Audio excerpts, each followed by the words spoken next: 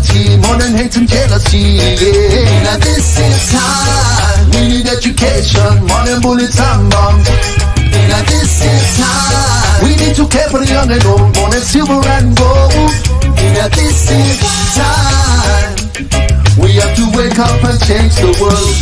As a result of 2,000 years of hypocrisy, ego-driven leaders in pursuit of property, power and wealth and fame, oppressing and murdering, killing all in God's name. Iniquity spread across the nation. Humanity is into separation. In the midst of our darkest hour, we rise to reclaim our power. In this time, we love and unity, more than hate and jealousy. Yeah. In this time, we need education, more than bullets and bombs. We say we not give up, not give up, not give up. Oh no, we not give up, not give up, not give up.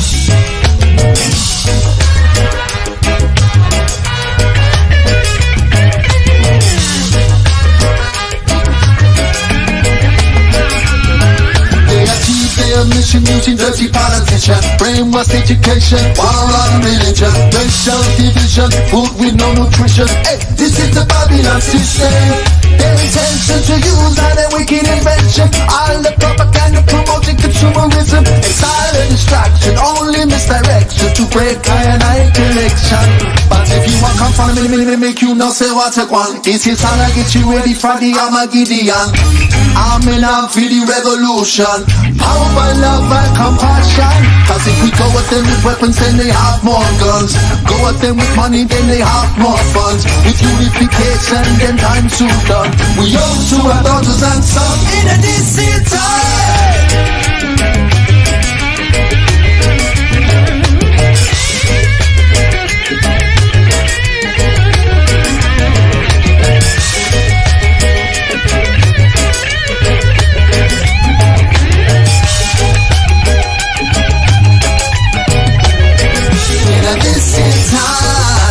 Love and unity, more than hate and jealousy. Yeah. Now this is time. We need education, more than bullets and bombs. Now this is time. We need to care for the young and old, more than silver and gold. Now this is time.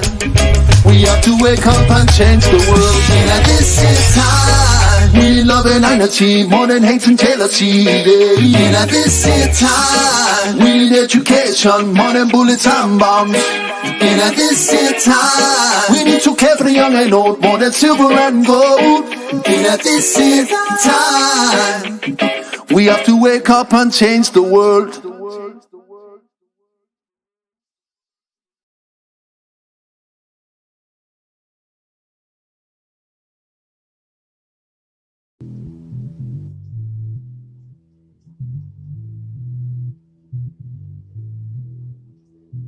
I'm on the next level, yeah, I know you heard about it. You know I'm about it, and don't you ever doubt it. I'm incomparable, that's why they stare and look. Turn up the stereo, check it out, check it out, check it out.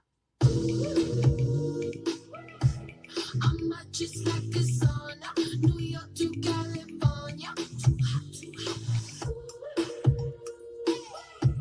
You ain't seen nothing like this. Nobody do it like this. I'm on the next level.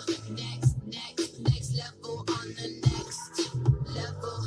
They all trying to catch up to my next level. Next level. On the next level. Check it out, check it out, check it out. La la la la la la.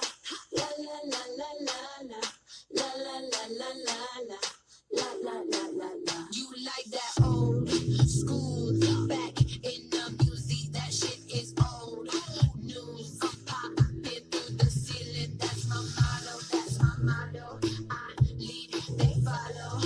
I'm about to break it down. Watch me while I work it. I'm not just like a sauna. New York to California. You ain't seen nothing like this. Nobody do it like this. I'm on the next level. Next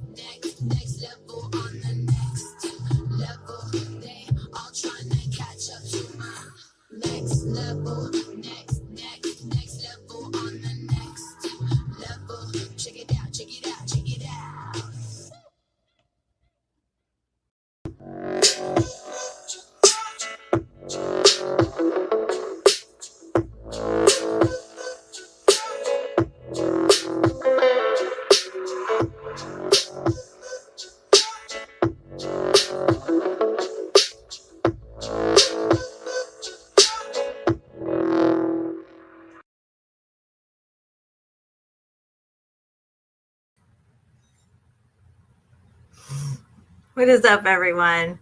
Welcome to the show. I got SHEPU with me, or should I say shampoo? RT says, hey, Shampoo and Jen. What's up? I think you might be muted. I said just whichever you like, because doesn't really matter. Every time we talk our text and we try to say SHEPU, it always comes out shampoo.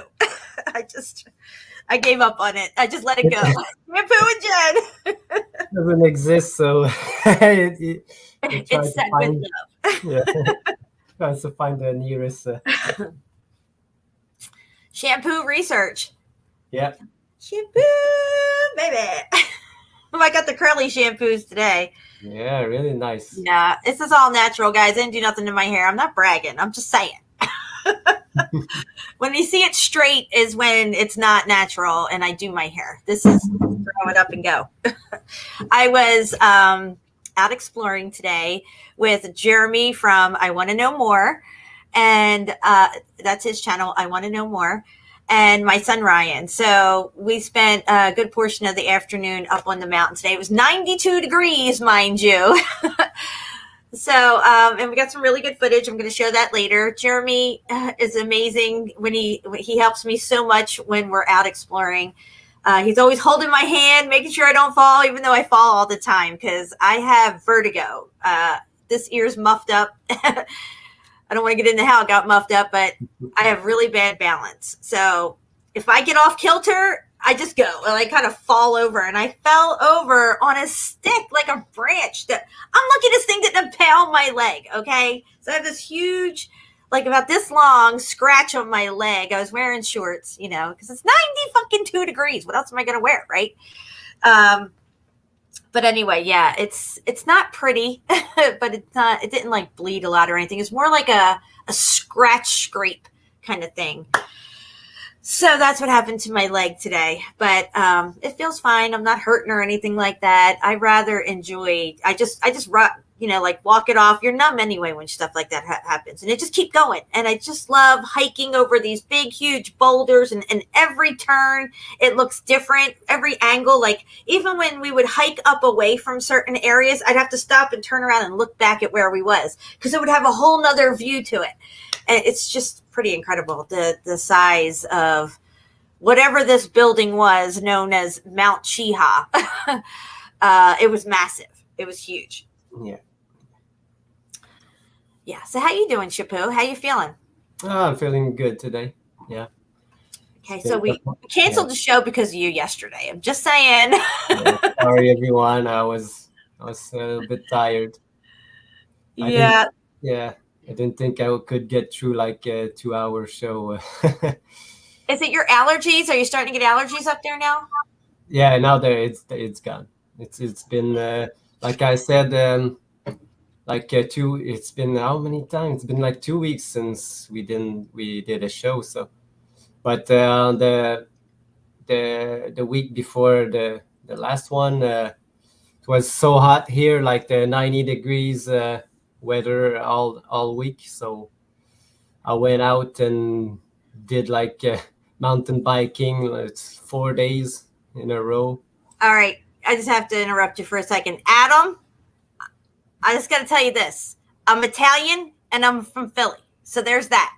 An F-bomb will drop out of my mouth at any given time. I'm sorry. I've tried to reel it in over the years. I think I've done pretty good. If you're new to my channel, either you're going to love me or hate me, it seems these days. So yeah, if you leave, though, because I say an F-bomb, you're going to miss out on some pretty fucking awesome shit. That's all I got to say.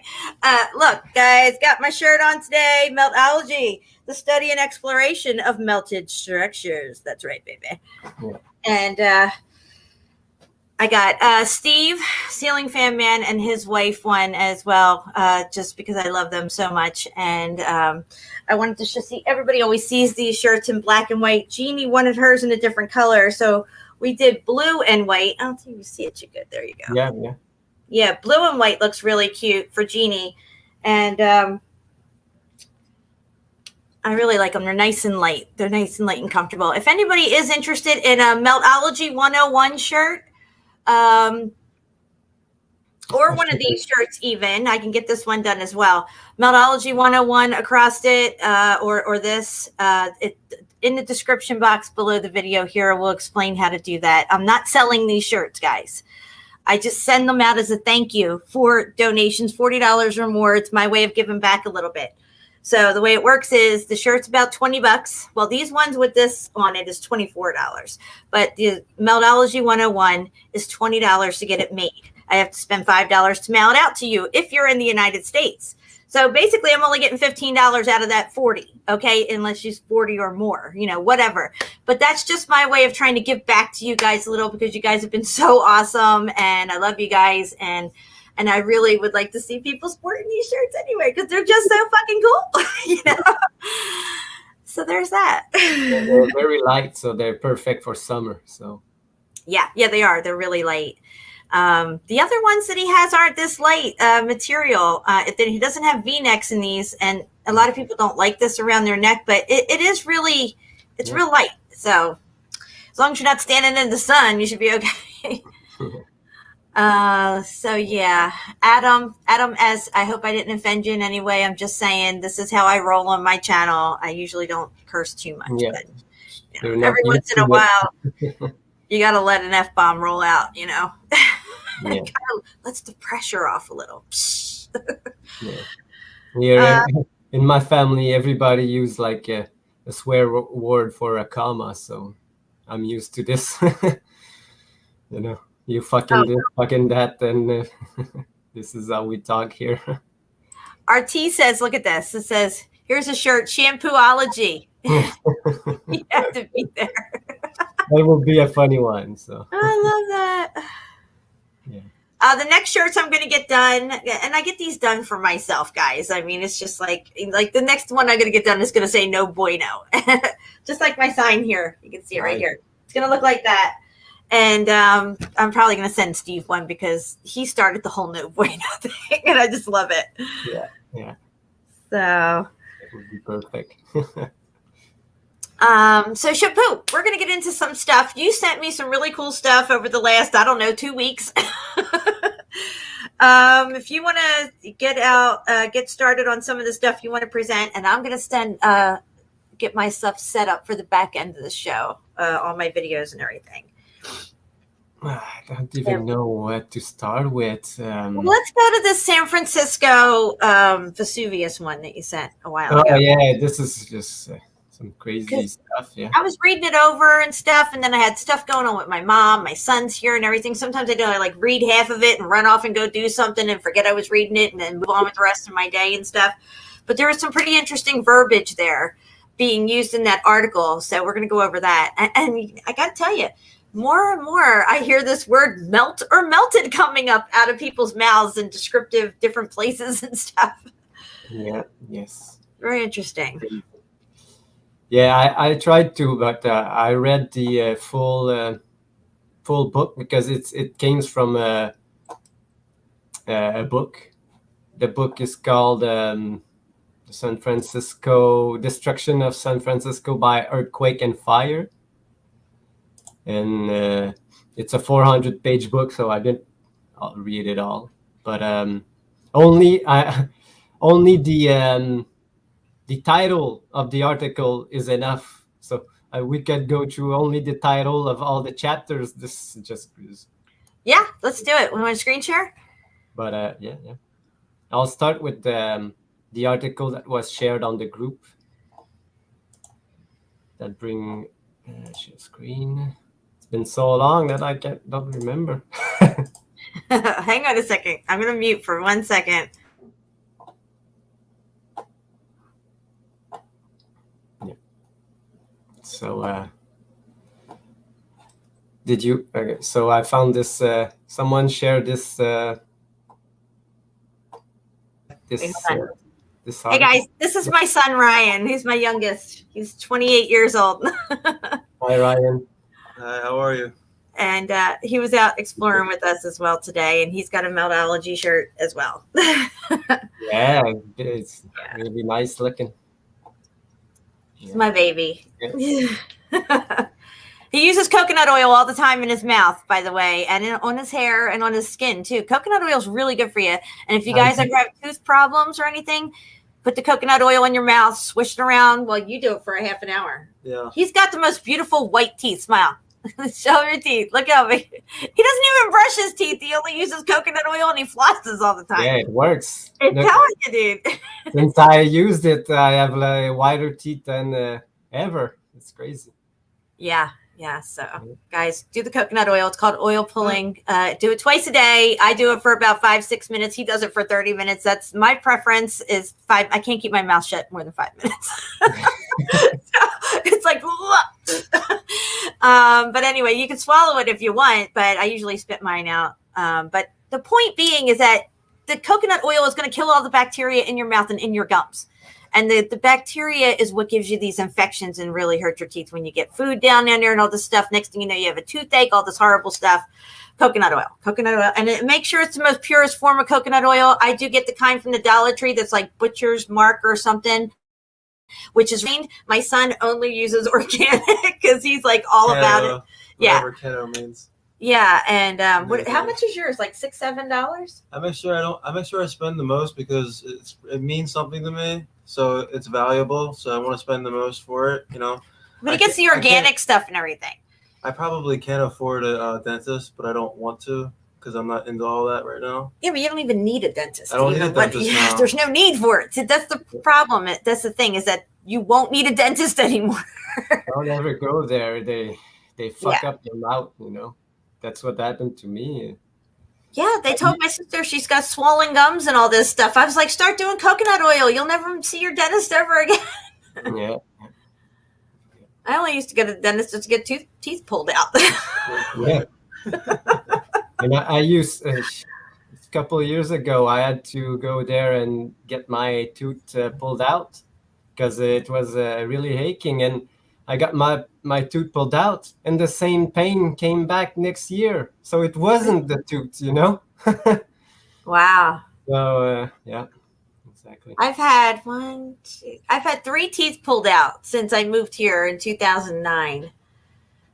And I could probably get one more pulled out. But since I started doing the coconut oil, it doesn't even bother me anymore. I mean, like at all. Like I can't, you would chew on a tooth, like say one of your back teeth, it starts to get wore out or something. You're chewing on, it's like, oh, it's real sensitive and stuff. You won't even get that anymore, that sensitivity or nothing. No. Receding gum lines. I had a receding gum down, and it starts to come back. So I mean, it's just really? Like, yeah, it was receding down here a little. Because I'm 52. I don't know. My gums receding a little. But that's not a good thing. So the coconut oil brought that all back and stuff, and really just makes your whole mouth just amazing. Because there's not really like a blood flow in your mouth. This. If you could wash your mouth with blood, would be better. But who wants to do that? Yeah. But the closest thing is coconut oil. Because if you ever need blood transfusion and you don't have blood, you can use like coconut water to replace blood because it's kind of the same thing. I don't even know how it works, but it does. Wow. So. We're finding out more and more we don't know shit about shit. Yeah, exactly. I was thinking to myself the other day, like, what if we never had cars, right? Like I'm driving down the road thinking, what if driving a car was completely fucking foreign to us? Maybe we all just naturally had the Jetson mobile where you just took off and flew somewhere. And the thought of getting in a car and driving on the ground seems so foreign and strange to us. That, what I mean? For us today, I don't know. I always do that. I think of these strange things like. Yeah, for me now, it's been like six years now since I just sold my car and didn't renew my permit. And now I just go on biking. And it's been wonderful for my health and everything else, So. Yeah. Wow. Yeah, you used to ride a bike everywhere. Yeah, I rode a bike for the longest time before I finally got my Nissan Quest. Yeah. I thought I was going to make something of that, and then I blew the engine off. Not on purpose. Everybody blows an engine once in their life. I had an oil leak, and I didn't know it was that bad, so it seized on me. I couldn't turn the crankshaft anymore. So now I got an F-150. I'm gonna try to get on the road. It's a nice F-150, the older one, 2002. Oh yeah, it's gonna last forever. Yeah, that's what they say. So I'm gonna try to baby it for as long as I can. And Come over here. but the obvious thing is, There you go. yeah, I don't know if you ever heard of like Bao on going crazy with the being really disrespectful to the public servants. Maybe they might deserve it or not, but What's his name? Bao, B-A-O. On YouTube. Yeah, he goes crazy. So there's this guy named Bao on YouTube. B-O, what is it? B-A-O. B-A-O. And he goes after cops. Like, you know, he'll call them out on their bullshit. Like when they try to pick on him and stuff. And anyway, go ahead. I'm sorry. I'm sure you can do that, but it's like when you see them do it and then they walk away from it, it's like, couldn't have they done a little bit differently? What if they got these guys to, you know, they were a little nicer, I guess. I guess so. I mean, not that they deserve to have us to be nice to them. If you're nice to cops, they'll be nice to you. But generally, I don't like cops. I don't want nothing to do with them. I don't want them to know I'm around. I want totally to stay off of their radar. I avoid them at all costs. Sure, they're very nice people. I just don't want nothing to do with them. Stay away from me, cops. So this gets into a lot of responsibility. Hi. Anyway. Yeah, responsibility, it's a big fear of mine, I guess. But it's worth it, totally worth it. You know, it's a worthy challenge to go through. Yeah, that's it. Class with Bell. Yeah, he is funny. I mean, where is it on he had the biggest smile when he got away from the one guy that was trying to get him for jaywalking, which was ridiculous. He's like, let me lick your boots. Let me lick your boots. Can I lick them? Yeah, because the police officers are just like, they just walk away after a while because, you know, this guy is not intimidated by cops or police officers, whatever you want to call them. Kind of like Ray from Boston here.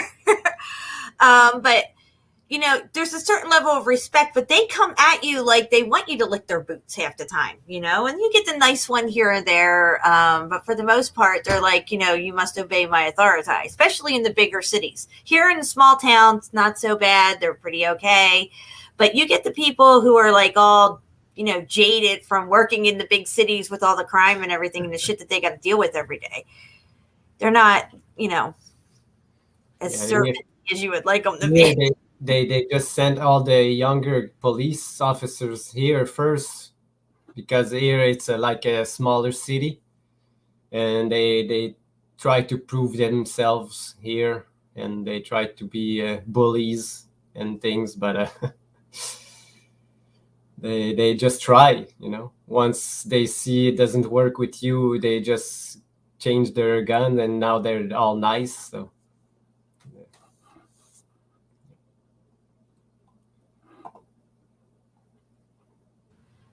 There's more of us than there are of them, so I don't want to stay on this topic too long because they'll take me down for who knows what speech. So check on Bella or Lola, and okay. I'm going to get into this screen all share. Right. Bye, guys. He said bye. All right, we're going into a screen share. You're welcome, Ray. Use it, don't abuse it. All right, here we go with the screen share, guys. We're going to get into some fascinating stuff. Just tell me when you see it. All right, we're good. I'm going to make it extra big. So this is the article that was shared. You know, they shared the picture, but the picture doesn't mean anything. Could be a picture from anywhere. Yeah, exactly. But the thing that was important, it was this this text appearing after the image. Is it big enough, Jen? Mm-hmm. Yes. All right. So it's from this book here. The Destruction of San Francisco by Earthquake and Fire. Dun, dun, dun. And I don't know why. The complete story of the greatest, and there's a Vesuvius eruption. I think We're like, why is that even in there with this? But we're going to find out. Yeah, I think it's because this year there was 1906. They say there was... There was a 1906 eruption. Yeah. That's what they say in Vesuvius, which I don't think so. I think that they made it look like it erupted.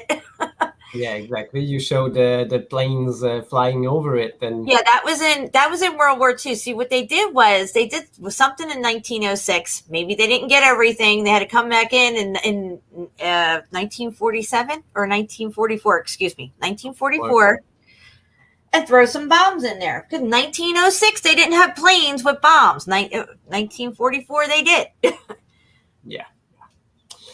We'll see. I have something from 1944 to show after, and you're gonna see. Okay.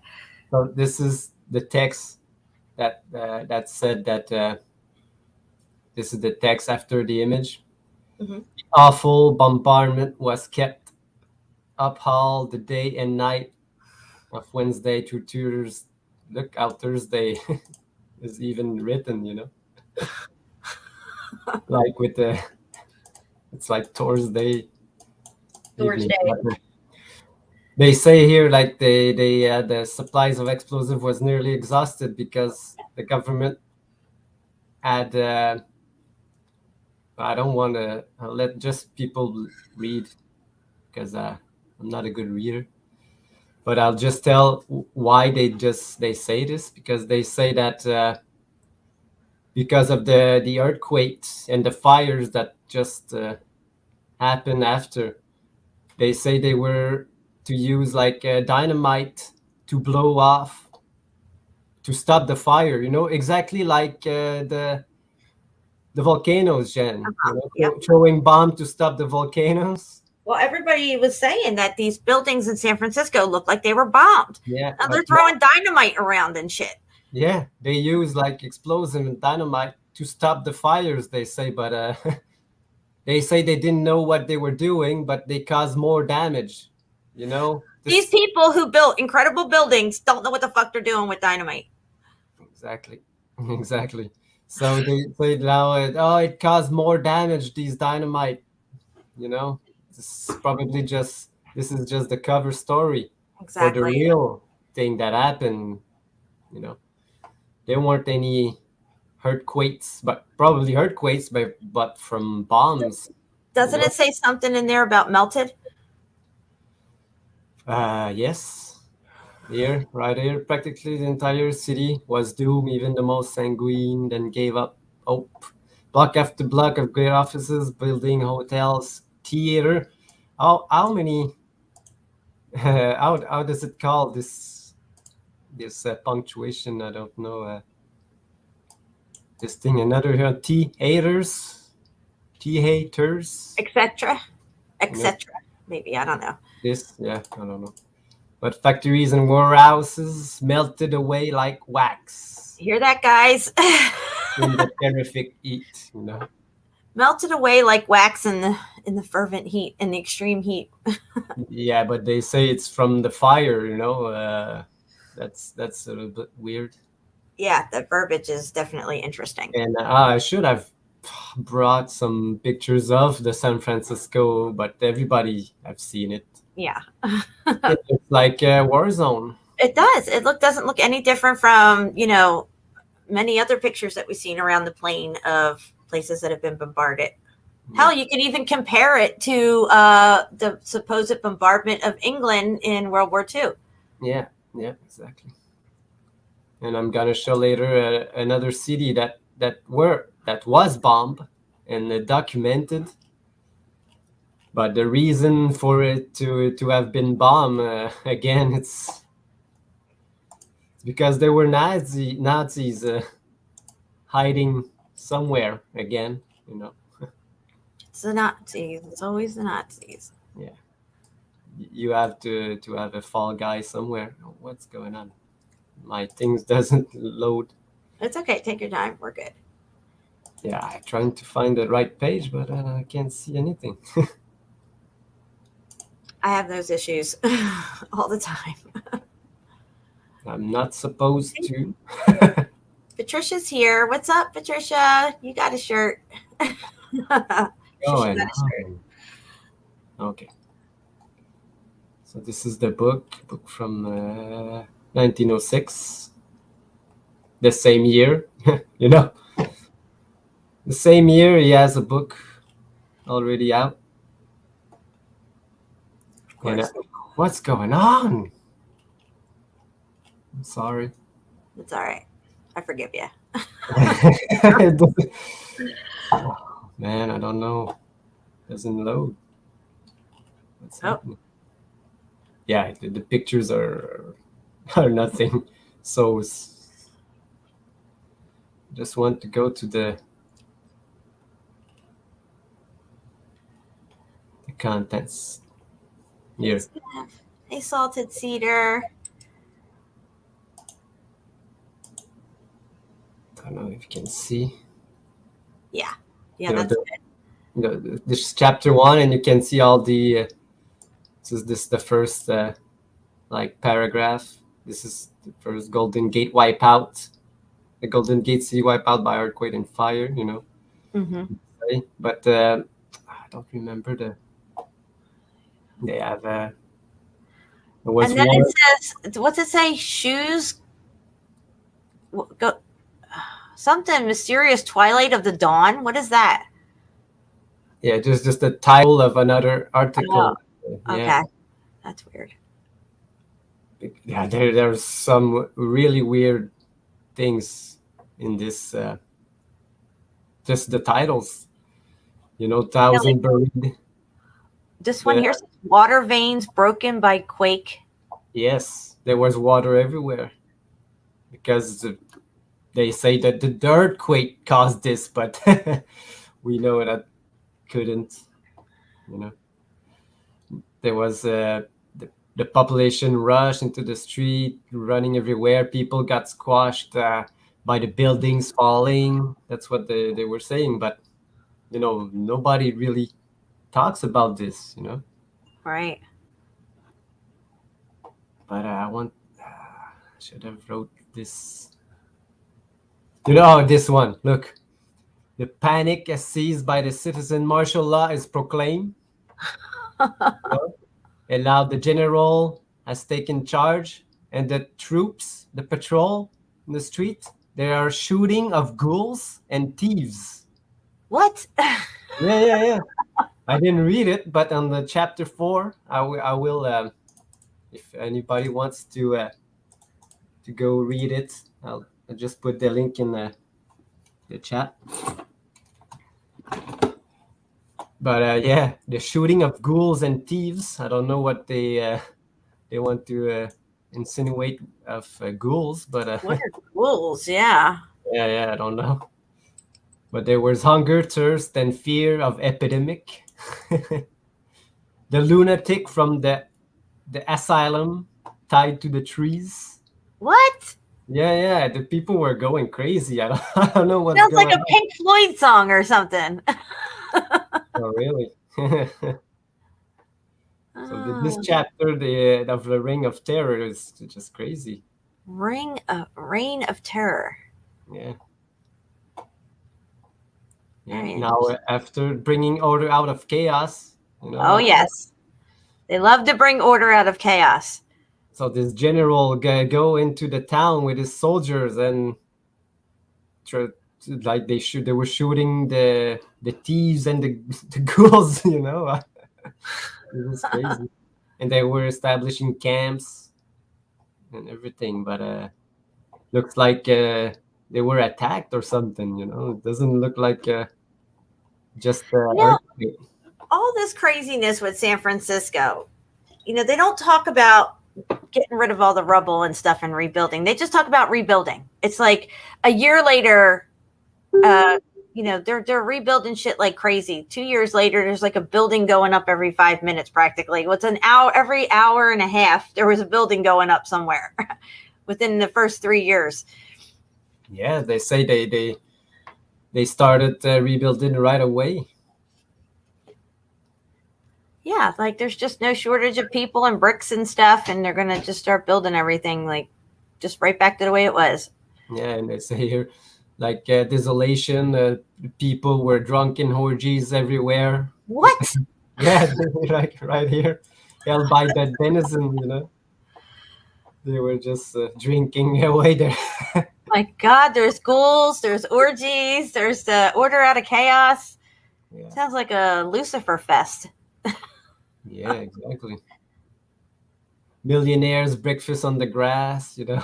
Oh, tales told by the survivors. Jeez, I wonder what tales they're telling. Yeah, you know, I didn't have time to read it all. I just read like the last part of it because it was people wrote like stories, and they say that they were real stories, but it was really, really weird. Really, really. What's it say? Soldier shoots man to save him from death in flight. Yes, yes, yes. This Oh, one. that's number. Is that 133? I thought it was 33. Yeah. So, a soldier shoots a man to save him from death in the flames. You know how the Grand Opera, and they say. And this all started from what? A cow kicked over a lantern, right? No, it was a earthquake. They say that started all of this. Oh, I thought the fire was started.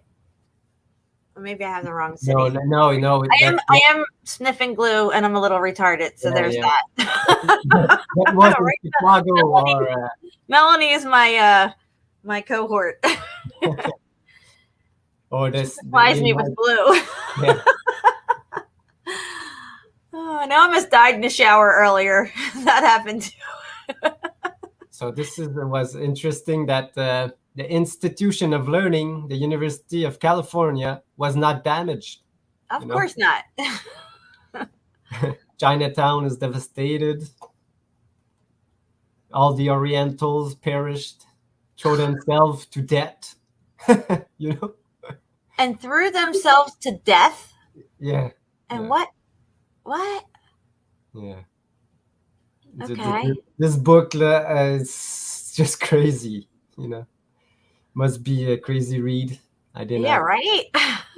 I'd be like eating popcorn reading this shit. And this panic-stricken, the Chinese have no time to placate the dragon of evil in Earth's center. What? What? I don't even know what they're talking about. Oh my gosh. Yeah. You know, the great hotels. We all seen the footage of all this, but these titles are just, and the government myth alone is safe. You know. Oh, of course, we can't let that burn down. Yeah, no, we don't destroy government. We can't bomb that one. Yeah. We need that. Nope. Yeah. What else? Earthquake. Many persons perished. Yeah, fatal landslide. But that's another place. They say that other towns along the coast, you know, but along the coast where they have like these giant ships. Is that sulfur? Is that what it says? Source of towns along coast sulfur severely? Suffer. Oh, suffer. Yeah, it looks like an L. It looks like SULFER. I'm trying to use my magnifying glass here. Plus, I have glasses on. It's really sad. Yeah, here they say geologists had expected disaster because of city's dangerous location. Oh, but yes. The city's still there today. What was the difference? You know? Just jackwagon geologists. Exactly. But they say thought loss of life was infrequent. But this time... The loss of life was infrequent. Yeah, infrequent. Dire prophecies of seers. Yeah. Because they say they had, I guess, many earthquakes before. I don't know. Right. But in this book, this one, someone just circled this. And it was the value of the properties that were destroyed. I think it's more than that because these buildings were just huge. It's just crazy. Right. You know, only just in San Francisco, 400 million, but the other places is just 12 million. So, you know. Where did they get all this money from? Oh, that's right. They saved the mint, so they just printed it out. Yeah. And there, this is the rebuilding of San Francisco assured before its ashes are cooled.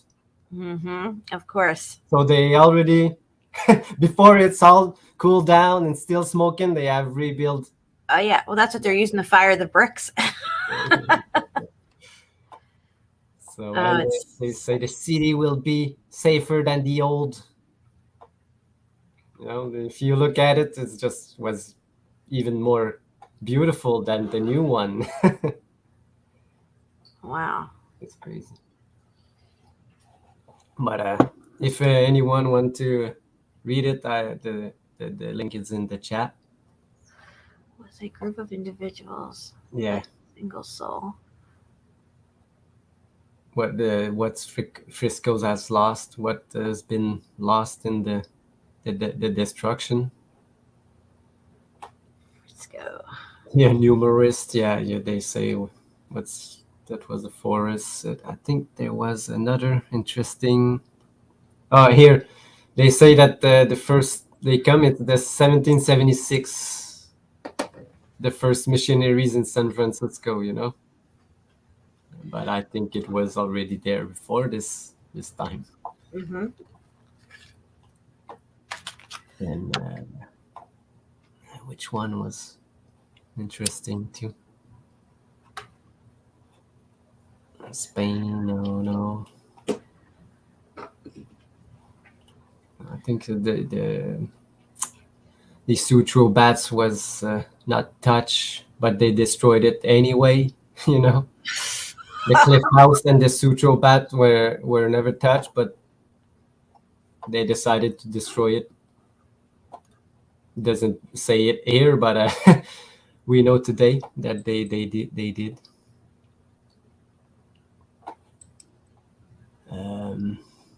What else? The question: the Philippines, no, China. And then they talk about the eruption of Vesuvius.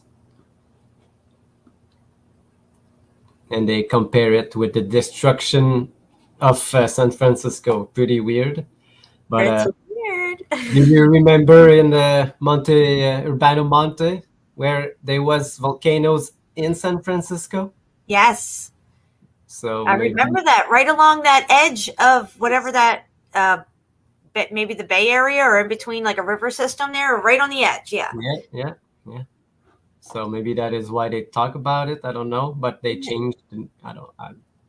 It kind of reminded me of like 3 Mile Island and stuff like that, where we have our nuclear reactors now and stuff with those weird looking, like cone looking structures that they're like vats or something where all the steam comes out of. Yeah. You know, like if those things melted down, maybe they would look like circular craterish looking things because they are circular. So I think they wanted to add with this false history another one, the one of volcanoes, because here they talk about all the other volcanoes, like the largest volcano in Mauna Loa, the most active live volcanoes, you know. And we know they bombed Mauna Loa. How earthquake affects the globe, you know. And cause earthquake, volcanic phenomena. Right. So look, guys, we're on a flat plane, and all this stuff is based on the globe model, right? Earthquakes and volcanism. And so how is it all explained on the flat plane? You know, volcanism and their molten core, where all this lava and heat supposedly come from, doesn't exist. So, there's got some explaining to do. And here, the last one. This is the one the chapter 33, Jen. The mythology of volcanoes. You know. Oh, the mythology. The mythology. Or is it real? You know. Is it real or is it Memorex? Yeah. Oh, so I found it really interesting that it was the last chapter, the 33rd one, and it's a myth of volcanoes. So I've read all of it, but it doesn't say anything. It's just weird story. Wow. It doesn't talk really about volcanoes. So. Hey, Mark. But this is just what I want to show about this book. You know, I cannot read everything, and I didn't read it. But it was funny. It was a comparison of with. I know you dropped the link once. You want to put it again in case somebody just came in and wants to see that link? Yeah. Drop it one more time, guys. You can read all the chapters in this thing. Yeah. So this was the. It was 94 here today in Alabama. Nice. But you know, I talked last week was all in the 90s here, but this week it's like 70, and it rained all week. The temperature differences here they are just crazy, you know, from winter to summer. It's like you skipped over spring and went right to summer. Yeah, it's always like this here. There's no in between. The in between is the day that it rains, you know. It's either really hot and humid or really cold. So, do you want me to continue with my? Yeah, well, you got other stuff to show Yeah. from the messages. Yeah, you can bring up all your other stuff. I can bring like the thing other, like we're in the destruction of cities. So I'll bring another one. You ever heard about if you follow like the Nazi, the Monte Cassino War in Italy? No. So there was this place in Italy, but not just it was a city, but this is just a monastery in 1945. I'll just show you one picture first. That you can see this. Wow. This whole city destroyed, you know. Yeah. For whatever reason. But the reason say that they said that the Nazis were hitting there, you know. Interesting. Kind of looks volcano-ish. Exactly, Jen. But it was where's my pictures of this city? Not destroyed cities. This is the up here. You know, they do reconnaissance. Oh, look, this is what it looked like before, I think. But they started bombing already. Yeah, I see it. But they went there, you know, it's just airdropping bombs everywhere, like this, with just like they did on Vesuvius and the city around it. Yeah. And well, these wars are a good excuse to go around destroying all this stuff and getting rid of more stuff. And they probably had it all planned out. Continuing to write his story the way they want it to look and be perceived. But you can see that this old city was up all this around this all the side of the mountain and everywhere. But they kind of look, if you can see all the mountains that we see today, they exactly look like this. Oh yeah, can we zoom in on this one? Yeah. But we know that this was another monastery that they say. Wow. Look at that, guys. Like this part, we see it everywhere. This part, they say that these are carved into the mountains, you know. Right. And we say the mountain is the building, guys. The mountain is the building. And when you go down into these structures, you find tunnels and corridors and walkways and more rooms. You can see here, like openings here. There was buildings all over this place. Wow.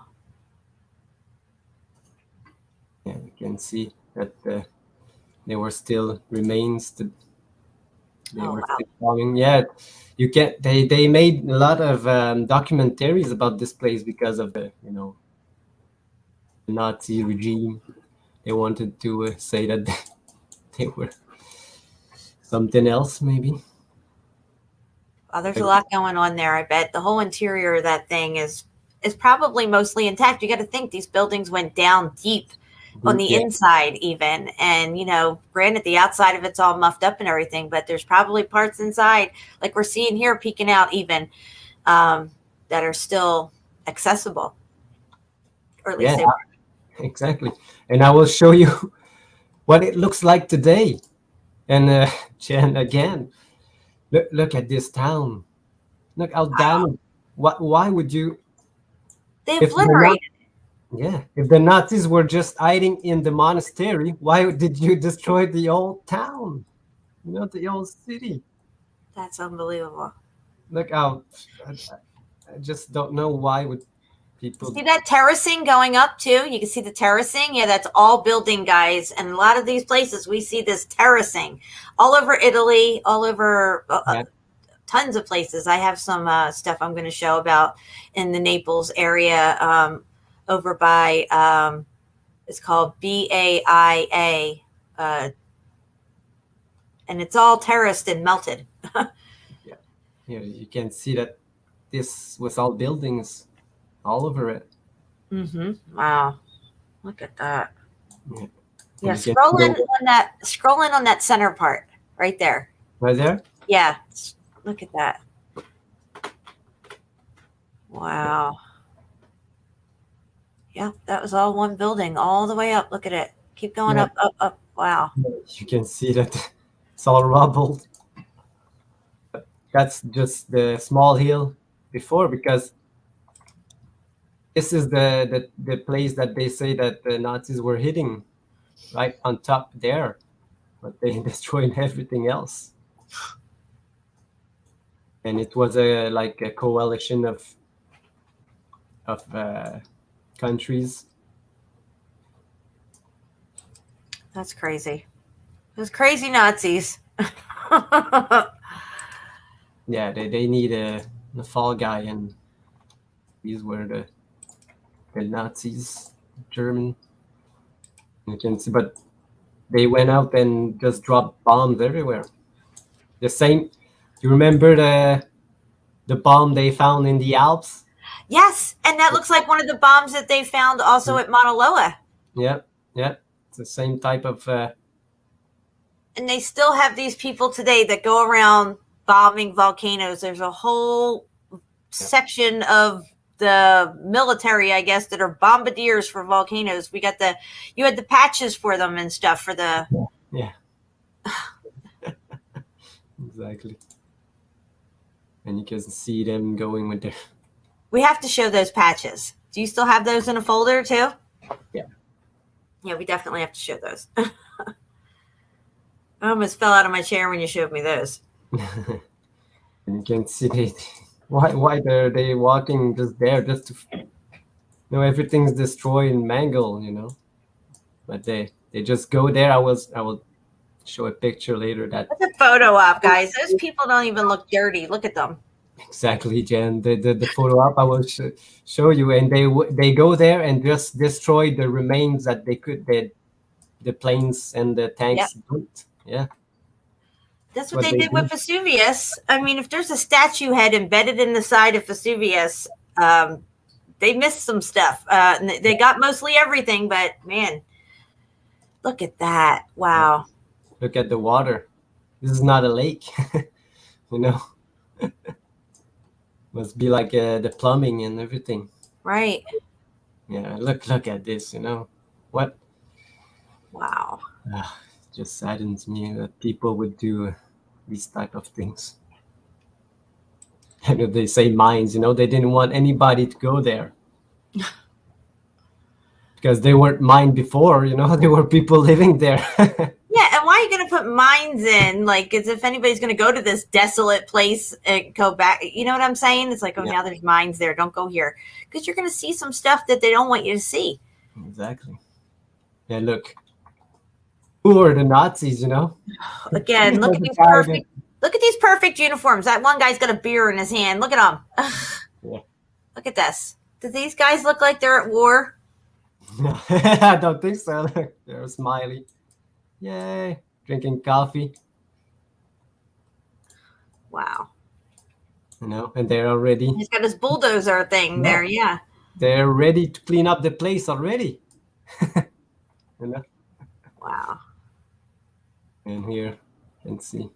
This is all the plumbing that did this. Absolutely. But now look, they already have these pile of bricks. And this, remember this statue? I will show you what it looks like today. And they still have it. Really? The old place, it's the same, Jen. Same thing. And this is just artillery that they used, again, not to kill anyone, but just to destroy everything. Here, another picture. The same guys. That's photo ops. Teeing up.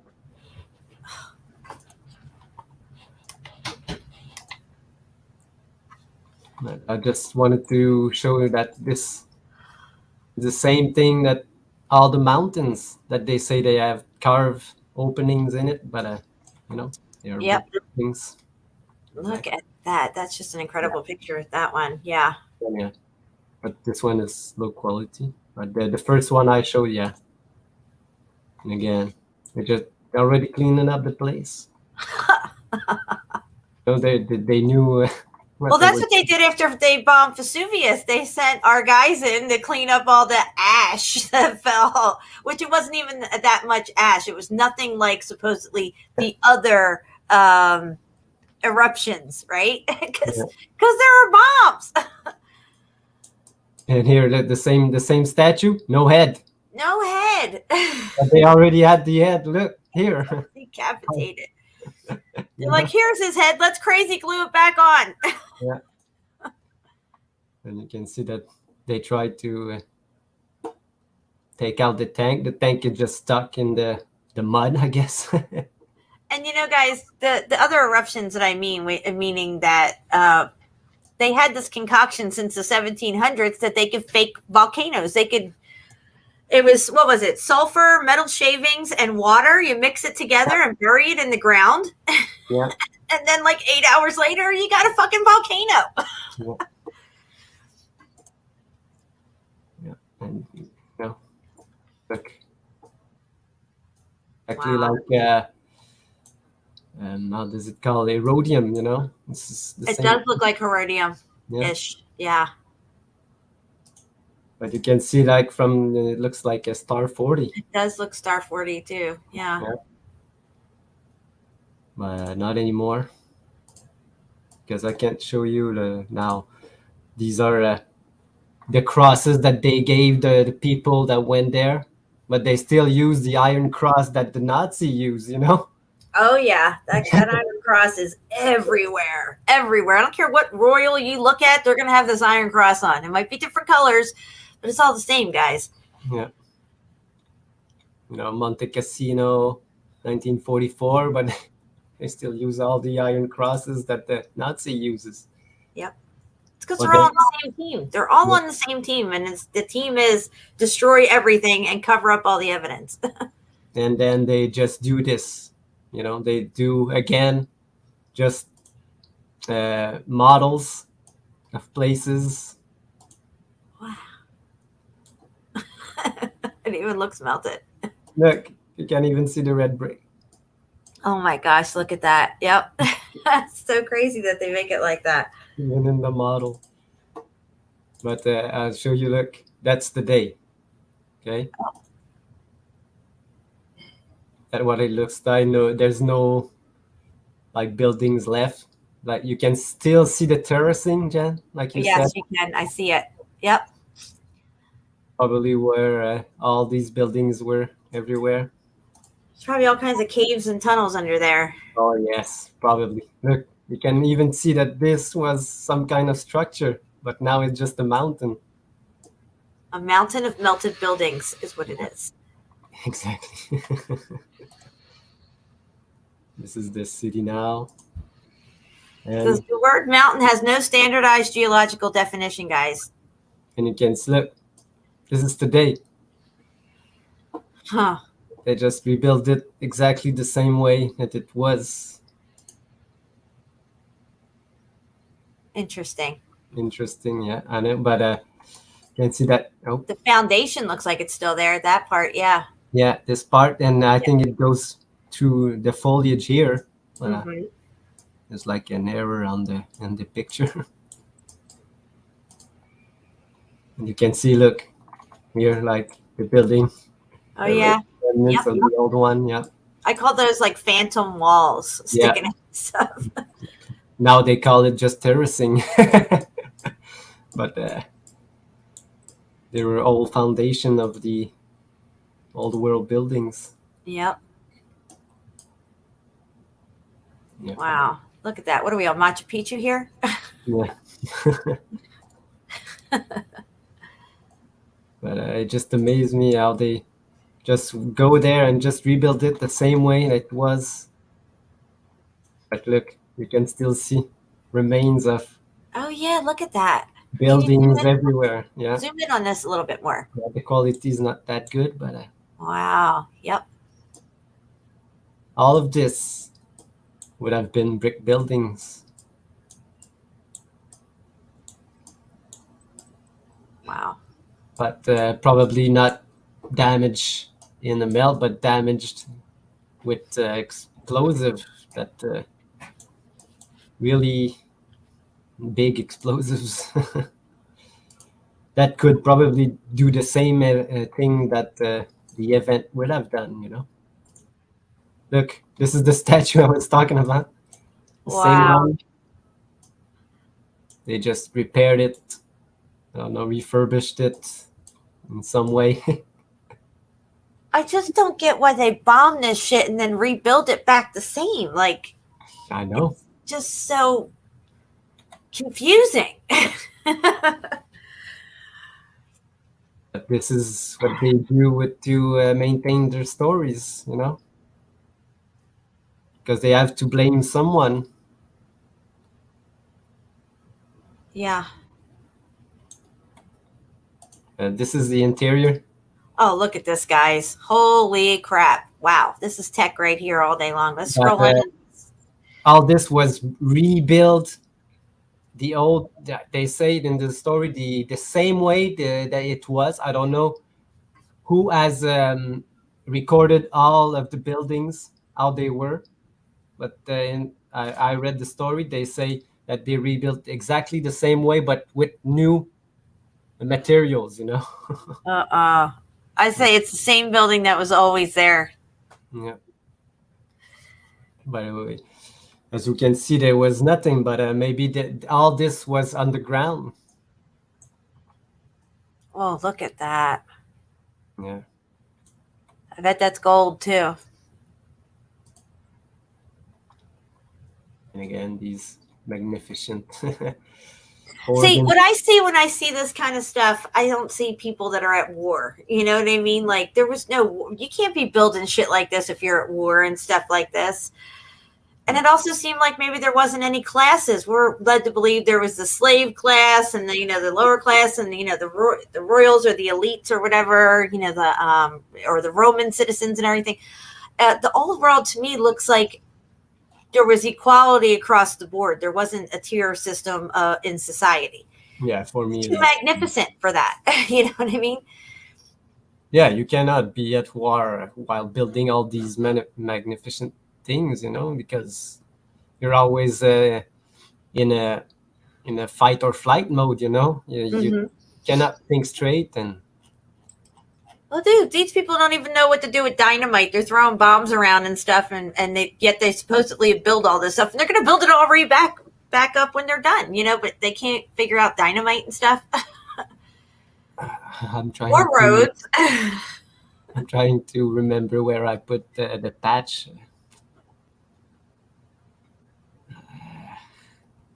We were showing like volcanoes. Yeah, maybe it's I know I have it somewhere. Take your time. You're looking for the bomb patches? Yeah. Yeah, they were really cool. Yeah, people are tiny in comparison to most of this stuff. The people never match the surroundings. Shit, I don't think I've classed it somewhere. I was watching Bill Miller Flip had his most recent video, and in it, it's a black and white video, but you see like trolley cars. They have trolley cars and stuff. I think it's around 1907 or 8 or something. And all of a sudden you see this horse with a cart and it's loaded down with like rocks.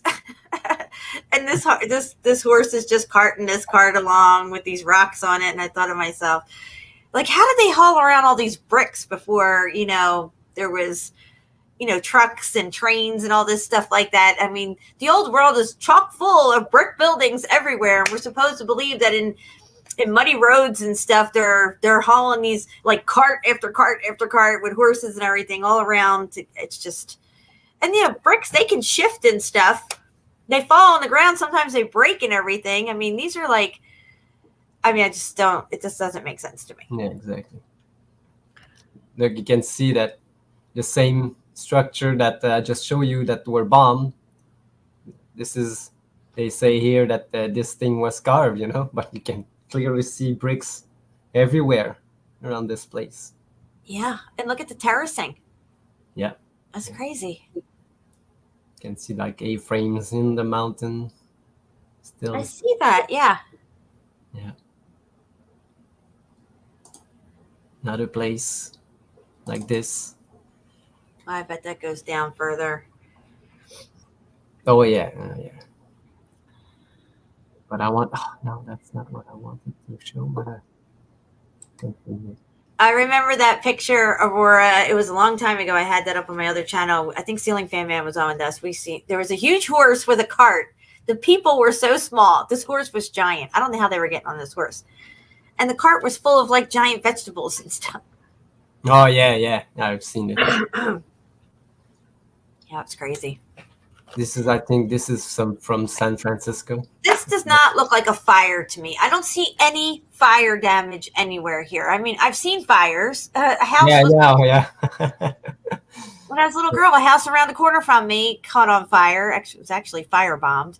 And, there's scorch marks and flame marks everywhere. Here, it just looks like it was bombed. Yeah, look, this guy. Oh, look at the guy with the hand in the jacket. Yeah, this guy with the hand in the jacket. And look at this guy. Looks like Abe Lincoln. Dude. But Abe Lincoln was dead at this time, These are photo ops. These guys knew the picture was going to be taken. Oh, There's yeah. no accident that guy's standing there with his hand hidden in his jacket.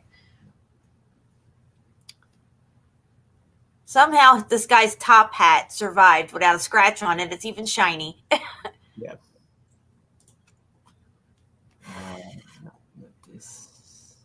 It's just another. It's how they blur. Look how they cut out all the sky on this picture. You see it? Oh, yeah. They photoshopped this. Yeah. This is what they call whiteout. Wow. They used to do it a lot because I talked with my cousin, and my cousin studied like 10 years, maybe 25 years ago, photography. And he used to do they say they use the students to make record of old pictures, because with they called enlargers. You can take a picture of an old picture. You take a picture of an old picture and make a new negative. So you have a new negative of the picture itself, and then you can change it everywhere, because they had to when they took the picture, if they're like let's say that this is faded, they just drew it on the picture, and they take a picture of the picture to make a new picture. So the new picture, it's like Photoshop, This is how they used to do it. So Those sneaky bastards. yeah, that's go how back a picture. Go back a picture. Which one? This one? Right there. What's that? That's melted as fuck. That's some cave somewhere. New Wow. Zealand. Yeah. I'm searching for a specific picture that. Not this one. I think I'll just go out. It'll be easier. This is like another shore that was bombed. Because you were talking about photo ops. No, look. This one. Oh my gosh, look at Yeah, that this thing. is the Tower of Babel. Wow. But the photo op. Oh, this is just what they do to go. Look, what the means they took. Look, Jen, another. I just found another prison Army? ship. Yeah. Holy crap, dude. Look at all these people going to the shore. Wow. But this is what they used to destroy the cities, you know? These kind of weapon that Right. they had really early. Before 1940s, they had this like we showed in the early 1900s. In the World's Fairs, they even were displaying them. Yes, yes. Look at all these boats in the background. Wow. But I want to show you the what they went through just to go and destroy buildings, you know? I love that one. That one looks like a volcano with a city popping out of it. Yeah, this is the one in Palmyra. Yeah, I think so. Yeah. And you can see So here. Holistic Media, welcome. Look at the road they have to take and bring all these tanks just to go to the remote place to destroy it, you know? Wow. This. Oh, God, go back to that skull. Yeah. Come on. Look at this. Are you kidding me? Let's zoom in on this. I can pick this apart, no problem. What is going on here? Is this guy? Has he got a mask on? No, just a skull on top of his gun. No, but let's zoom in though on this skull because I have something to say about it. Yeah, me too. Okay, let's just look at this skull. I mean, it looks like it's pretty old. There's nothing on it, right? No skin left, no. All white out from the sun. Yeah, exactly. Because to have a skull like this, you know what? You need to boil everything out, you know? And it's not even gonna be white. It's gonna be like yellowish. So. Wow. But this is the kind of photo op, you know. Why are they posing like that? Why do they all look like they're like in like swimsuit beauties or something laying here on the floor? Like zoom in on these, whatever they are. I mean, already in. a little femme fatale, if you ask me. Yeah. Just I mean, come on, who's gonna lay there like that? Look at this guy in the front here. He's all like got his arm over his ass and stuff, and he's just like snuggling up to that other guy. I mean, you remember this guy and this guy? How they are positioned, you know? And look at this. You know, they had no racial Everybody was in it. But look, this is another place that you can see. They're all the same. They're always laying around. I went through all these war pictures with Ceiling Fan and on my own, and everyone, they're all laying around doing nothing. I don't know what's going on with war, but there's a lot of downtime apparently. Yeah. And none of them look dirty. They all got shiny boots and nice uniforms. They are all the same guy. This is the practice one, you know? Yeah. The practice picture. Wow. Yeah. You can see that they are the same guys. That's creepy as fuck. Yeah. I'm sorry. It just is. War. What war? Yeah, what war? That's melted. Oh, yeah. The next pictures are all like melted stuff. But what else did I wanted to show? You got to show the patches. Oh yes, sorry.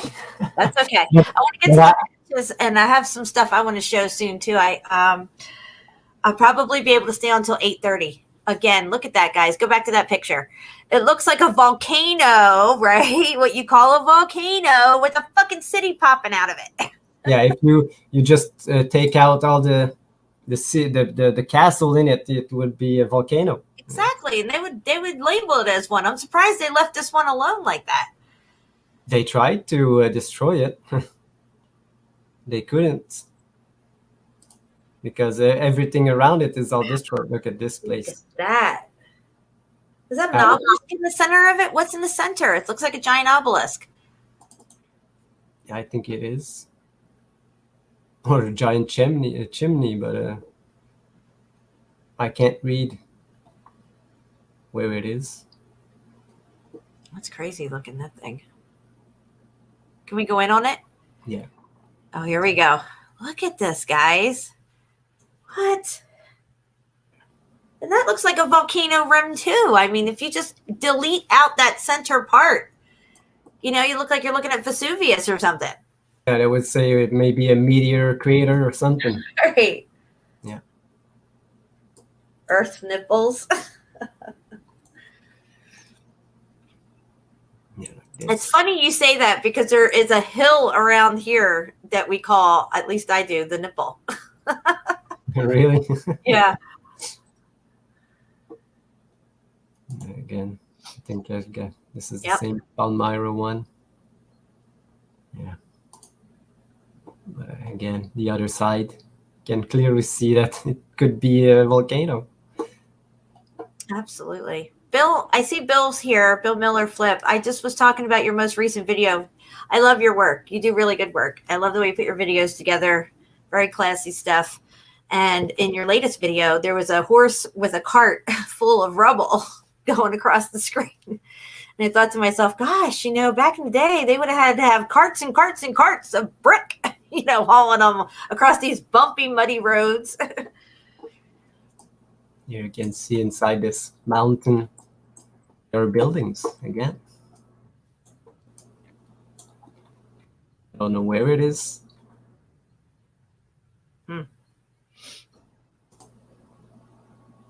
Palmyra. Sorry, I'm just going through these. We have 51 people here. Welcome, And everybody. this is so telling, you know. It really looks like a mountain, but this is the pyramid in the. It's a Mayan pyramid or Incan. I don't. Yeah, it's definitely a pyramid for sure. And maybe it's it's the pyramid of the moon and the sun. That's what that is. Teotihuacan. Yeah, that's it. Before they just clean it up. Yeah. Wow. And this place. This is Athens again with the tower. It was a castle. It wasn't Greek or anything.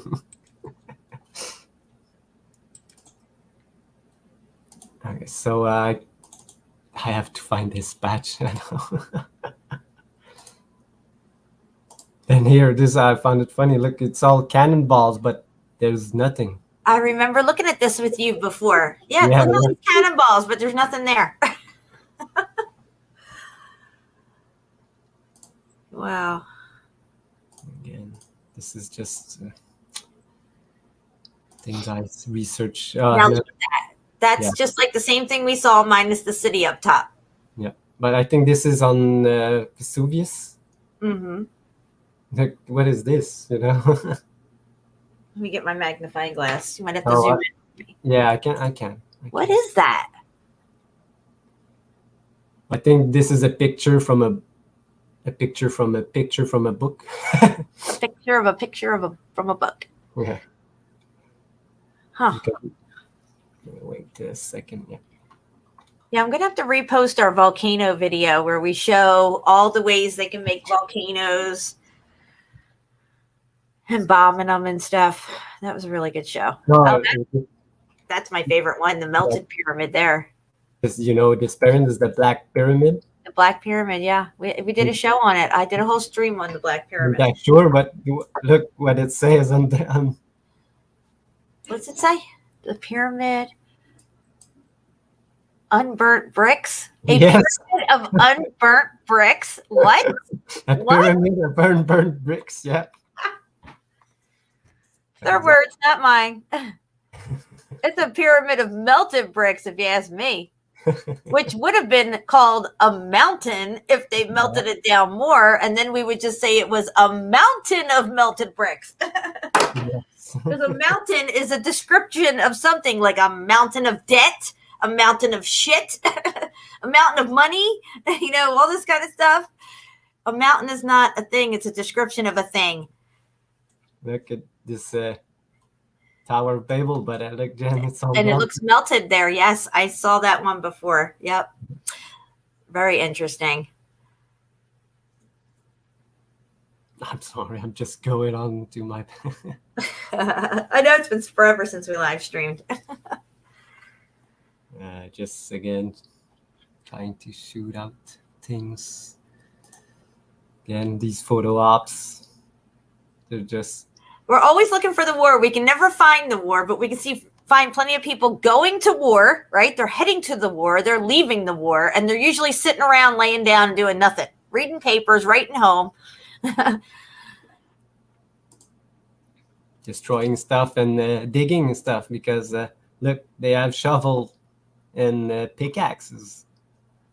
Mm-hmm. Oh yeah, this is the picture I wanted to show you. It's coming up, and you see like they have shovels and they're just digging out this train track. Yeah, let's zoom in on that. So they're not laying the tracks; they're digging it out.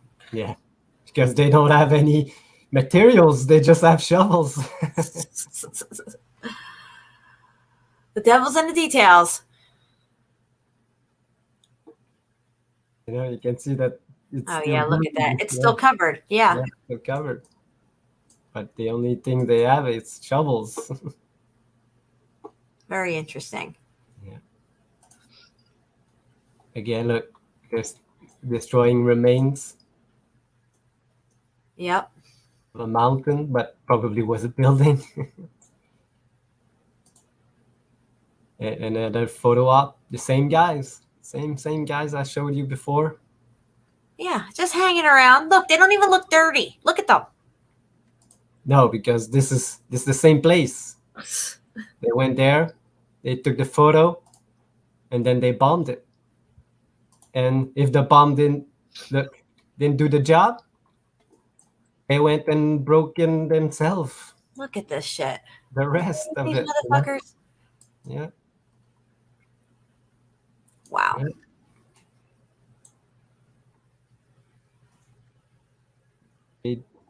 They did after to hide the story, It's just crazy. Again, Palmyra, all destroyed. I've got a good picture of this is the ziggurat. So I'm gonna have to start sharing my stuff here soon. But you couldn't find those bomb patches? I don't know where they are. Okay, well if you find them along the way towards the end, we'll bring those back up. Yeah, that would be cool. All right, let me see what I got lined up here. You can just stop my. Oh yeah, I got it. Oh, you're still on, I think. Yeah, I want to change the. Oh yeah, I have still this news bender stuff. Oh, the news benders. Why don't you bring that up real quick and we'll get into that? Yeah, but it's. I have written a couple of. All right, I'm bringing you back up. Because we need to listen to it, I have to share with sound because I didn't. But it's a 30-minute video, but I have it's some dates at a time stamp that I wrote. It's from 9 minutes to 23, so it's about 15 minutes. So I don't know if. All right, let's try to do that on the back end of stuff. We'll hit that. I got to get into some of my screen shares. Go ahead. So let me see here. I'm just going to bring up my first thing down here. First, I want to show this. Let me get into this screen share. Okay. Hold on a second. 1 second. I'll just look at the chat because I didn't have time really. Hi, everyone. What? Earlier you saw when you gave me that, right? Okay, that's fine. Sorry, guys. I had to check on something real quick. Okay, so let me see here. We got 48 people. Look, I lost a few. Yeah. Okay, let's get into this. Okay, screen share. All right, so let me make sure everybody can see this before I get into it. That Steffi made this for you, you know? It's really nice. Your background. Oh, yes, I love it, Steph. Thank you so much. I'm using your background. I texted her earlier and told her I was going to use it. Yeah, I love that. She did really good on that. All right, guys, so you can see this here. This is my new collage of Meltology shirts with everybody having their shirts on. So you got SHEPU. That's my son there in the middle, Ryan. And then Deborah, the red brick chick. We have Patty here, Steve Fennerin, and Kevin here as well, all sporting their shirts. You guys look great. I just wanted to show that off. And SHEPU put the collage together for me. You did such a good job. Thank you, SHEPU. No problem. Okay, we're going to get into this Oracle of Bay. I can't even say the word. Bahia. And this is just across from Vesuvius on the other side of Naples, I believe. Some people were saying it was directly below Vesuvius, but it's actually about, I want to say, 40 to 60 miles away from Vesuvius. So I have some pictures to show you guys. Let me get into some of this here. Entering the atrium. Let me see what's over here. Okay, we'll just do this entering the atrium first. If it'll come up for me. Let's see if it comes up. So this is where the Oracle supposedly went in here and would, you know, get high off the fumes or whatever they say and come back out with all this, you know, futuristic stuff and everything. But as you can see here, this is more structure that goes underground. This is near Vesuvius, but not at Vesuvius location.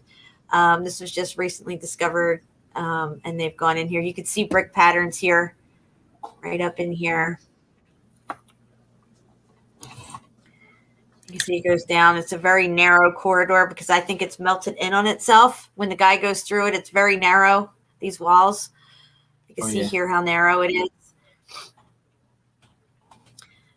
It says the Serena Aqueduct, which runs over the Great Atrium, was ruined in the 472 AD volcanic Palena volcanic eruption. Centuries of water cascaded down. So there's that it was damaged due to a volcanic eruption, of course. But look here, guys.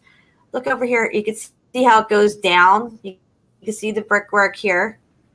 You can really see good brickwork right in here and in this section here. Of course, you can see it by his head and everything, but you can see just like in the caves that those guys go in and in the mines and stuff, it's all brick, just like what you see in England and everything. And it goes down pretty far. And this goes all underground into a supposed river system. Here, I like this picture here because you can really see the meltage. You can see how it was melting over itself. This was probably some kind of column or pillar or something. Yeah. And then I want to go to the next one here. Hold on. Behind the cliffs. Let's see what this one is. Reminds me of this place. Jen? You want to screen share real quick? Yes. Just Okay. like you showed up. Give me 1 second. My stuff's not loading. Okay. Let me come out of screen share real quick. All right, go ahead. You see There it? we go. I just clicked on it. It's coming up now. Okay. What you showed, like below, it reminded me like this city street, you know, if it was all melted and covered, it looks exactly like this. Oh, yeah. Yep. Exactly. Look. Exactly. Yep. Yeah. If you cover this with the melt, you got the same stuff. Same. Yeah. And this is a city in Italy. So This is in Italy too. This is. Yep. Same All right. place. I'm going to go. Yeah, that's it. That's what I want. That was good, SHEPU. Very good comparison. We might even have to make some comparison pictures up of that one. Yeah. Share screen. Here we go. All right. And get this thing to scroll here. Okay, so here where we're at, we can see Vesuvius in the background here. This is supposed to be Vesuvius. Here we can see brick line patterns here in this muffed up wall that look identical to the wall that I saw sticking out of the ground at Mount Chiha. Have pictures of it to show you guys too. Yeah. Can't wait to see it. Oh, and where was it on here? Okay, hang on. There's another spot I want to show you guys. This is the interior chambers. Let me see here. Here again, you can see how narrow and high up these carved out, supposedly, tunnel systems are. I mean, this would be like for like a 12-foot high person, not your average human being, maybe even taller than that.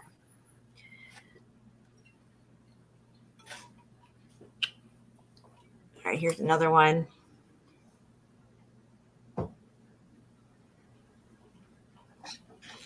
Over here, you can see the brick layers. It says, "Does a passage lead here at the back off of the Greek temple?" Again, here you can see these cooked out brick patterns here. Yep.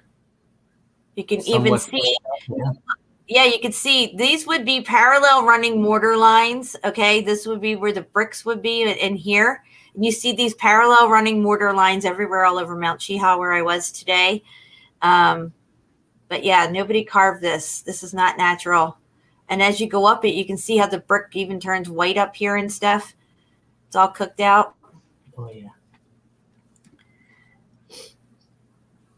They say that this stuff's all carved. Yeah, with the brick, you can still see the red of the brick. Yep. That's great. So as you can see, when you look forward down here, there's this goes down underground once you go down this passage here. All right, let me go to the next one here. There's another one here, the Great Atrium. Riding of the Ways. There was another one I wanted to show you here. Oh. Tunnel Discovery? Maybe it was this one. Did you have time to look at the new YouTube channel of Brick Truth? I don't think I had time to look at it. Oh, she made. I might have glanced over it. So much stuff has happened in the last week and a half. She found really good evidence of bricks turning into stone, and I can't wait to see that then. Yeah, absolutely, because there are people out there that don't understand that bricks turn to stone, the regular old stones you find outside. All right, so it says Baea had occasionally revealed Roman structures such as Aphrodite of Baea, however you say that word, which was supposedly Baea, supposedly excavated there sometime before 1803. The site on the volcanic hillside at Baea was first extensively excavated by Armando Marauri, an Italian archaeologist, of course, famous for his archaeological excavations at Pompeii and Herculaneum. Really? Imagine that. Yeah, we can trust him. Yeah. All right, so let's just check this out here, okay? Look at this fucking town. First off, it's all muffed up and cooked out, okay? There's that. But then look, it goes, here you can start to see the terracing of the buildings all the way up. Look at all this terracing right here. Look at it, all the way up. And I have a better picture after this one. Look at it. Oh, yeah. It's terraced all the way up. All the way, everything. Yeah. And you see a lot of this terracing even around Agashima, that supposed volcanic island. Again, here you can see it's all brick and stuff. So they bricked up some of it and carved the rest of it, right? Is that what's going on here, I guess? Yeah, I guess that's what they say. And it goes way, way underground, this whole thing. Oh, is that a brick right there? Look. Look, there's a brick right there. Oh, yeah. That's all bricks. Yeah. Wow, look at this. Look at how muffed up it is down here, guys. Look at how squished down and muffed up this brick is. It almost looks like slate, okay? Think of all the slate mines we've looked at. Slate. It's just squished down, cooked out brick. That's all it is. You'd pick up one of these rocks on the side of the road and be like, oh, what's this? Well, it used to be a brick. That's what it used to be.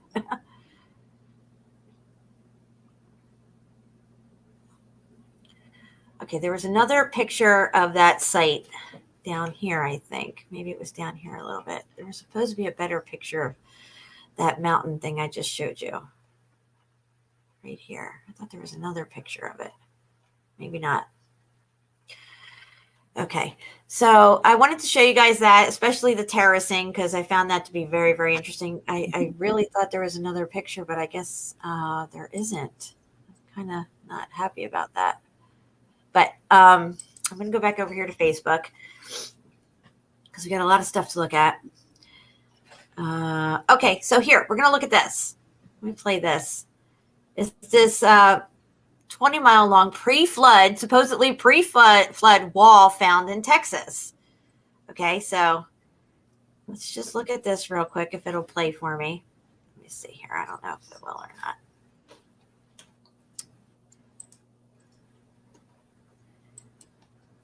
Yeah, I don't know if it's going to play.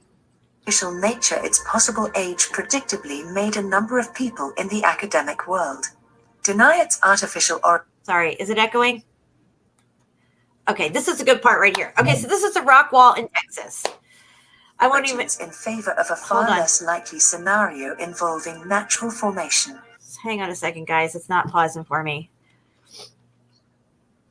Okay, you can see this rock wall in Texas, what it looks like. It goes down. Although magnetic exploration suggested that the rock wall. Sorry, it just keeps playing on me. It just keeps on playing. So just keep this in mind, this rock wall that is embedded in the ground. Nobody knows who put it here, you know, but they're admitting it's a wall and it was built. And then under it, I have, well, here. The wall that I just found sticking out of the ground on Mount Chiha today. Let me get this picture to come up. If I can open up these comments. Everything's getting glitchy on me. Oh, do you believe this? I don't even know what it just did. Hold on. I just love Over 100. Sorry. It's okay. Because I just found that the picture. I posted a video about this Texas wall. Okay. All right, hang on. Let me get my page to freaking load. Let me close this thing out here. Guys, you're going to love this. As soon as I can get it to work. As soon as I can get it to work. Facebook is just acting all sketchy on me right now. Look, it won't even take me to my profile. There we go. And I just need it to load now. That would help. All right, here we go. Oh, my allergies are starting to kick up. Okay, that's me and my mom right there last year. I was a little high in that picture. You can kind of see it in my eyes. Sorry. I smoked up a joint with my mom. All right, let's get down here to this freaking rock wall thing. Okay, so that's there. Now let me show you this other comment here. If I can get the freaking thing to just open. Come on. What's that? It's the picture. I don't know why it won't open a fucking comment, but the first comment is the picture of my rock wall that I found. And it just won't open. Do you believe this, motherfucker? Yeah. Look, it's not even loading. Thanks, Facebook. Yep. All right. Did it load? Yeah. Yeah. It opened, but it didn't load the freaking picture. There it is. Okay, let me zoom in on it. Now just think of this rock wall you just saw up here. Okay, guys? You see it? You see this thing? I just played the video a tiny bit. You saw that little spot there, right? Look at this. Mount Chiha. Just sticking out of the freaking ground. But that's supposed to be natural? But this up here, oh, sorry. Up here is an admitted built rock wall. 20-mile long pre-flood wall. They're not saying those are sedimentary layers. What's this? Yeah, boom, baby. Yeah, the same formations. And then I have this one I wanted to show you guys because this goes right along with it. Again, they like to say these things are sedimentary layers. These are cliffs in Ireland. Geological, jackwagon geologists will tell you are cliffs. Okay, look at this stuff. Oh, what happened? Jeez. When that happens, my gosh, what's everything messing? Look at this thing out in the water here. Look at this. Oh, yeah. Look at this thing. That's crazy looking. Sedimentary layers. It looks like it's all melted on the top, coming down over here. Even. Oh, yeah. Looks very the same sort of sedimentary layers you see in the rim of Vesuvius and all these volcanoes. Even Mauna Loa, you will see the same. What they say are mineral layers, but these are actually brick layers, building layers. Let's look down here a little bit on this part here. I thought this was interesting. It looks like there could be an opening right there, like a square window right here. I'm not sure about that with the shadowing, but yeah, you can see the melt factor going on. And then I had a thought when I saw that, because I had a little video, if God only knows if this is going to come up. Where the hell did I do? I sent it to myself. Well, where do you see this shit, guys? If it'll open for me. Okay. Where is it up here? Okay, so first off, you have scientists follow a yellow brick road in never before seen Pacific Ocean shot. Okay, they're showing this here. Hold on. Oh gosh, it's not. So it looks like a brick road, right? Right here. You can see it. I'm not going to play the video right now. Yes. Looks just like my brick wall right here. And then you had, oh God, where is it? Where did I send it to? Like maybe I didn't send it to myself. Oh, this is fervent heat. Let me go back to me here. Jeremy, just you. Here I am. It's like I click on my name and something else comes up. Oh my gosh, what is going on? Holy crap. I really hate it when this shit happens. Look, it went to Steve. Steve. We'll just sit here and read all my fucking messages. All right, well, that's not going to work. It's a 3D. You know what? I'm going to send it to you, SHEPU. Yeah, you can. Why won't it let me open my freaking shit? This is where I start cursing. So if you don't like curse words, you need to leave the building. All right, something's happening here. They're like, no, we can't let her show this stuff. I have a lot of pictures to go through, too. My gosh, I'm probably going to have a phone call soon from my hubby. We'll have to make a part 2 to this live stream. Well, Jen, you can go and come back, maybe, if you want. I could go and come back, and you can have the screen to yourself while I go. Yeah. Yeah, I could play like the news bender thing. It's like 30 minutes. That would be perfect. I just don't know why oh, here it is. Here it is. Okay, 3D printer technology. Okay. Now, why is the picture not coming up? All right, let me see if I can open it up in YouTube. So you just saw these cliffs things here. If it'll open back up, right? Okay, look, see this, right? It looks so similar to this 3D print technology stuff that they're using now to build things like houses and complexes and stuff. Yeah, it goes So I don't on want you layers. to, yeah, I'm not even going to listen to what this guy has to say. He just talks for a minute about their new amazing technology. Somewhere in Canada, they're going to start building homes with this stuff. And look, it's just not going to fucking load for me. Yeah, duh. I know it's not responding. I can tell. Thank you very much. Oh, SHEPU, I'm dying here. I can't believe this thing's not working. I'm just going to close it out. You would send it to me. Well, it opened for me, so I thought I was good, but apparently I'm not. So I'm going to just send it to you. What the hell is it?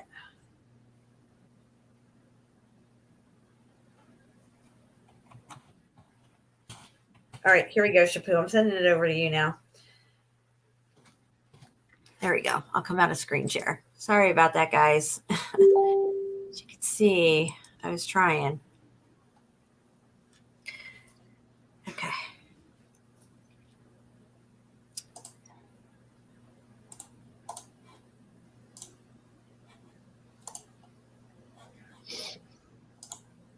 Okay, I'll just add to share. No sound, doesn't matter. No sound. We don't need sound. I just want you guys to pay attention to what's in the background behind him and how similar it looks to what we're seeing in this layering of brick and stuff.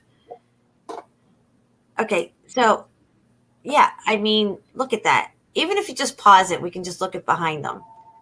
Oh, hold on. Phone's ringing. Yeah, go answer the phone.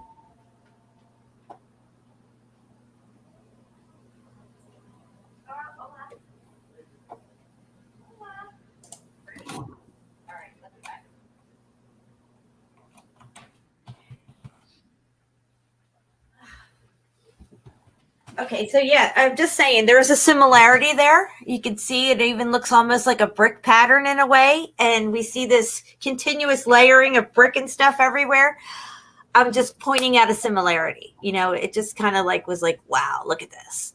You know, because some people say like, could our world have been 3D printed? Who made all these bricks? Why is it everywhere we see this concentric layering everywhere? These are not sedimentary layers. You know what I mean? Yep. All right, so I have to go pick up my husband, and you already have the screen share. So you want to get your thing ready, and we'll play that? Because you said it takes about like good 15, 20 minutes, right? It's 28 minutes, the old video, so I can't play it in its entirety, I guess. Okay, do you want to use you're going to mute out, right? Well, stop. I'll just share with sound first. Because I didn't. Just give me the share screen again. Okay.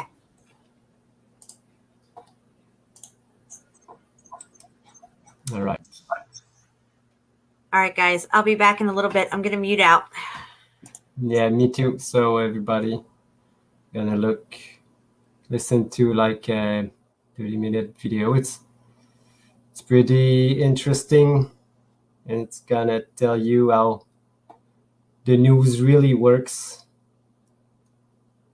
And we'll see each other after. So take this time to have a break or just listen. Pretty interesting.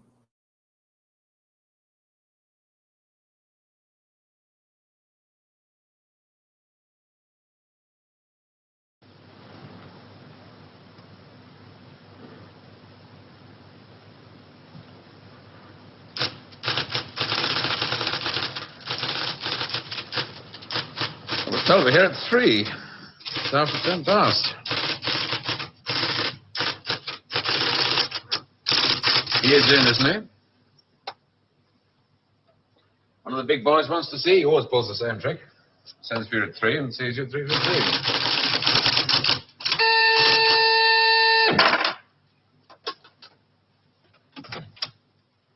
Mr. Larkin to see you, JG.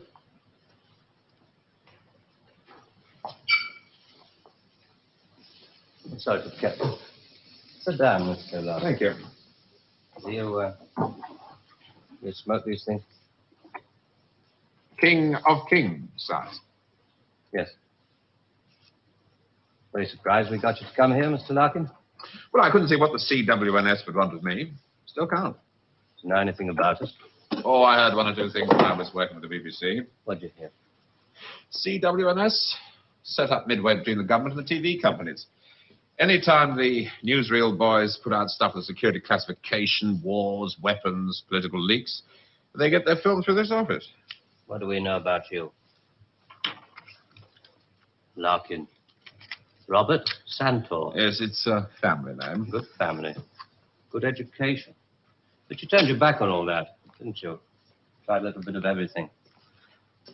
1955, you wrote some plays for the BBC, then worked for them as a story editor. 1961, you got a 3-year contract as a director, which you didn't renew. Oh, the BBC won't pay money. Well, you're in the money now, aren't you? 1968. There's your flat in Holland Park, your cottage in Hampshire, 2 children. And a dog and a cat who commute with us to the country at weekends. Well, maybe you knew that already. 6 years ago, there were those shows you did on alcoholism, blood sports, slum clearance. People called you bright, very bright. There were other words they used. Hard-hitting, vital.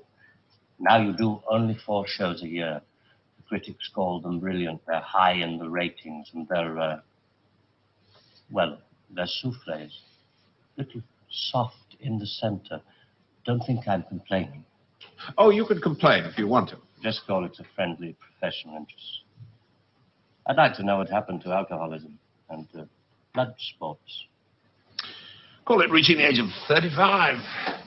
Call it school fees, 2 fixed addresses. Call it joining the establishment. Call it being a socialist for 15 years in a country that'll never be socialist. Good. There's your wife, Rachel. You married the girl next door. Your 2 children, Rebecca and Daniel, nice little family. 3 years ago, you got yourself a girlfriend. It was serious. Where the hell did you get that from? Just tell me where it stops. Lasted for 18 months. Your wife never knew about it, even when you nearly decided to leave her. Who are you? It's the initials JG, that's all I know. Never met you before in all my life. July the 25th, 1966. You finally decided to break it off with this woman. You said you loved her. You said you loved your children. It was 2 against 1. You had to add it up like that. Sorry, your cigar. Burning my desk. Sheila told you all this? We have ways of finding things out. But why? If it's blackmail, the thing won't hold water. It's all in the past. Oh, there'd be pain, of course, for Rachel and the children. But you wouldn't get anything else out of it. No, it isn't blackmail. We've just been interested in you for a long time. Interested? You went back to your wife. Because you said it was 2 against 1. I call that very responsible. We're interested in very responsible people. In fact, we have a little index for them. We call it their power quotient, a ratio of responsibility as against aggression. Yours is very low, 0.2. That's very low. That's what we need. Sit down. Please. I'm sorry, the language must seem rather strange at first, but we take it very seriously. Just to show you how seriously, I'm going to tell you how we checked up on you. We call these things surgical transmitters. One was fitted inside you when you went into the Charing Cross Hospital 3 years ago. Appendix, wasn't it? Transmitter? Are you trying to tell me that you listen to every word I say? A machine does. Untouched by human hand. There's a little gadget in these things that ties up with the pulse rate. Puts a bleep onto anything that you're excited about saying. British. Power quotient, surgical transmitters, high-speed tape. It's Doctor Who. I'm for the real world, Jack. Good afternoon. I shall just have to give you an example. On July the 26th, 1966, you were talking to this girl, Sheila, about love. You said to her, I quote, "The kind of love I have for you, Sheila, well, it's bed love and it's more. It's staying in bed till 6 p.m. and saying I can't go to the office today. It's eating breakfast at twilight, laughing at leaves on the pavement." I don't believe there's any such thing as these surgical transmitters. You got Sheila to tell you all this, then you wrote it down the way I might have said it. You're a good guesser.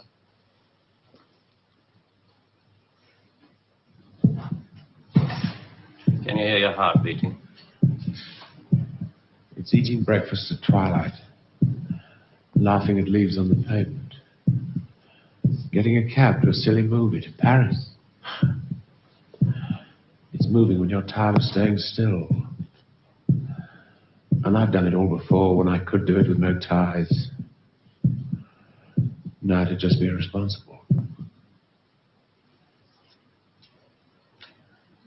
So there really is one of those things inside me.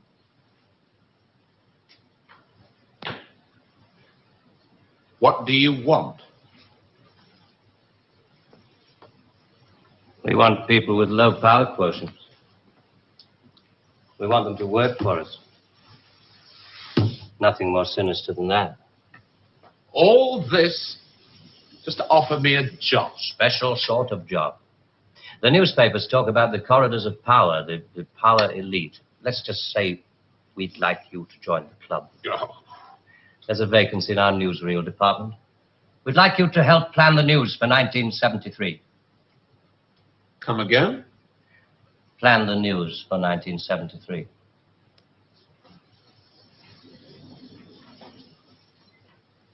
What are you doing? I just want to make sure the sunlight's real.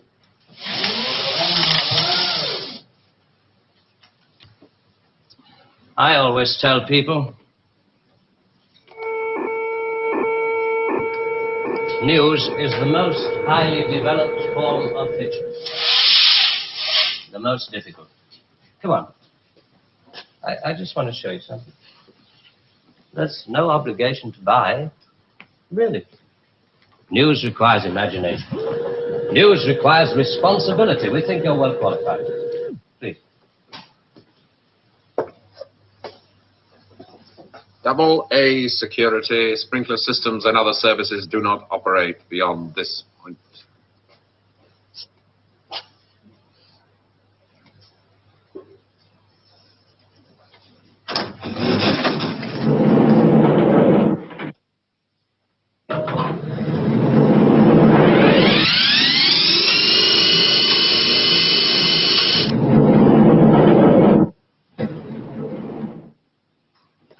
'73. We've only roughed out the news for 1973. Nothing's been given the go-ahead yet, but this is the kind of thing we have in mind.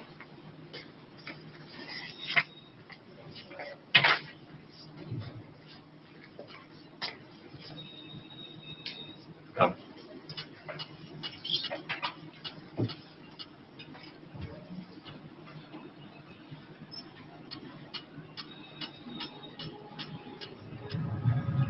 Today, April 14th, 1973. First historic pictures by Radstar of the combined U.S.-Russian landing on the moon. Shown here are Majors Webb and Mikhailovich taking their first steps into the unknown, firing their retro rockets to land their spacecraft on the dust-covered surface. A comforting note for us stay-at-homes, both the Pentagon and the Kremlin have announced that the moon has no strategic value. A comforting note for us to stay at home.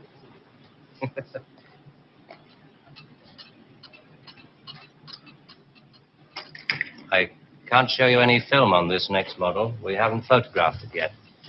But this is the way it will sound. June the 22nd, 1973. The State Department releases film of the ultimate weapon, codenamed Icarus. This satellite is equipped with a solid reactor. In layman's terms, it can freeze air solid, stopping all missiles, killing all forms of life. Icarus orbits at the same speed as the Earth, can hang in position over every major city that threatens the peace-loving nations. Rather proud of this one. Come on.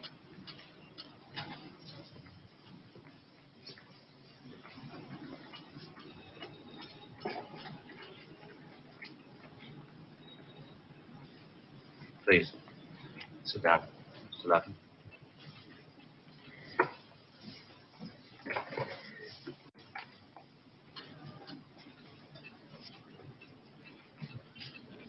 September the 5th, 1973. A new phase in global warfare. War by example. At 4:32 our time, China took out the remote Indian border village of Bangalore, unprotected by the Icarus network. After the first 2 5-megaton H-bombs had fallen, the 9-way hotline finally Switch it off. effect. But This is going to happen in 1973. You're going to make this happen? No. We're going to make models, much cheaper.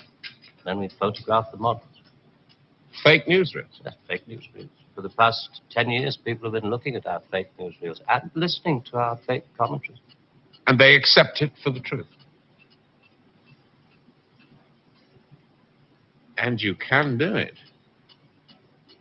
Stop 100 people in the street. How many of them have actually seen a missile or a satellite? They're just told they exist and they believe it. Yeah, you're getting there. I knew you would. Well, now the moon rocket and the satellite, that you can get away with. That's too remote for people to grasp. It's too far away. But this... I mean, you invented this village on the Indo-Chinese border. Oh, yes. Well, somebody could check up. Very mountainous territory up there. There'll be no survivors in 1973. No rescue work. Radiation scare. Yes. You can do it. This could be the news for 1973. Not necessarily exactly like this. We only plan in detail 1 year ahead. Oh, you only plan 1 year ahead. Hey, tell me, what is the news item that's bothered you the most in the past year, 1967? Well, it has to be the new American intercontinental ballistic missile, the Boy Wonder, doesn't it?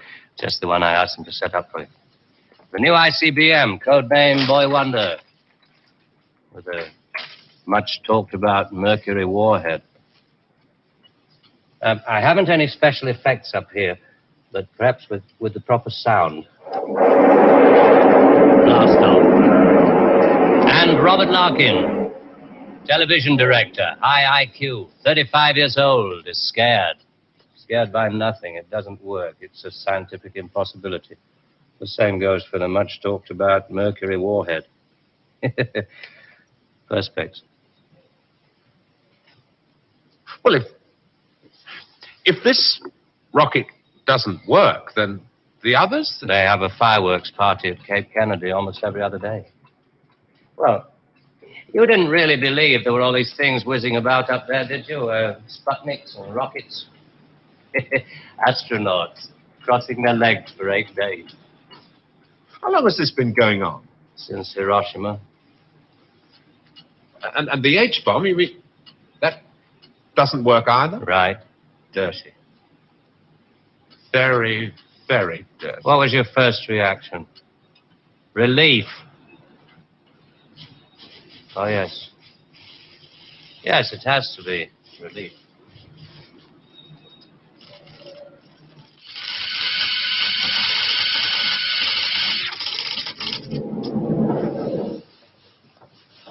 Only 12 people are allowed beyond this point.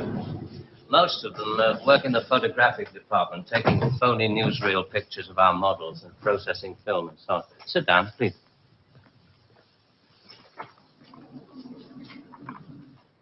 Ah, pretty pictures from our stills department. The Boy Wonder. Do you really think that missiles and satellites a mile out of country? No, not at all. I've only shown you the hard news. There are other things, much softer things we thought might interest you. Well? 1973, we thought it might be time for an anti-teenage movement, a long-awaited return to maturity. Sherry. Perhaps even a religious revival. Oh, I see. You want me to arrange the grand opening of Ruislip Cathedral, 1st of October, 1973. Mark the date down in my 10-year diary. We are very serious about you. There are things about you we like very much. Qualities you have to offer. Qualities that we perhaps don't possess at the moment. That's great. Our file on you. I have to return to July the 25th, 1966, the day you broke it off with this girl, Sheila. You really did reveal rather a lot of yourself that day. But of course, if you really mind... Help yourself. You said to her, it won't work, Sheila, and she said something, and then you said...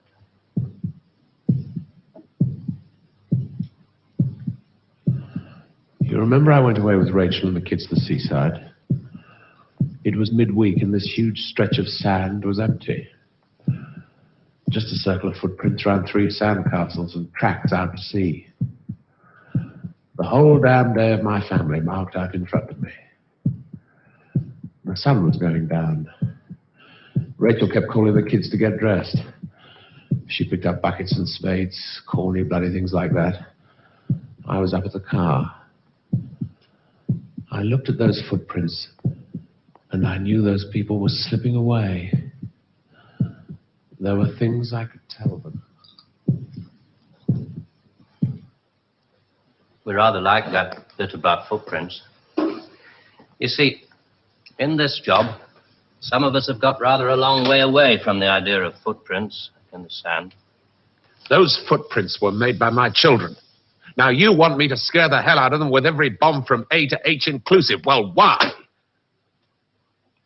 I mean, when did it all start? 1945. You may remember the Americans let off their 2 atomic bombs. Well, they didn't want other people doing the same thing. I mean, you do see that, don't you? Oh, I don't know. Scare the people off. The Americans put it up, and the atomic bomb was halfway along the line to something much bigger, the hydrogen bomb. It didn't work. They spent 5 years in negative research. Well, what about the Russians? They're supposed to have quite a pile of these things. We were surprised when they started their tests. Then we got a few feelers from their Secret Service.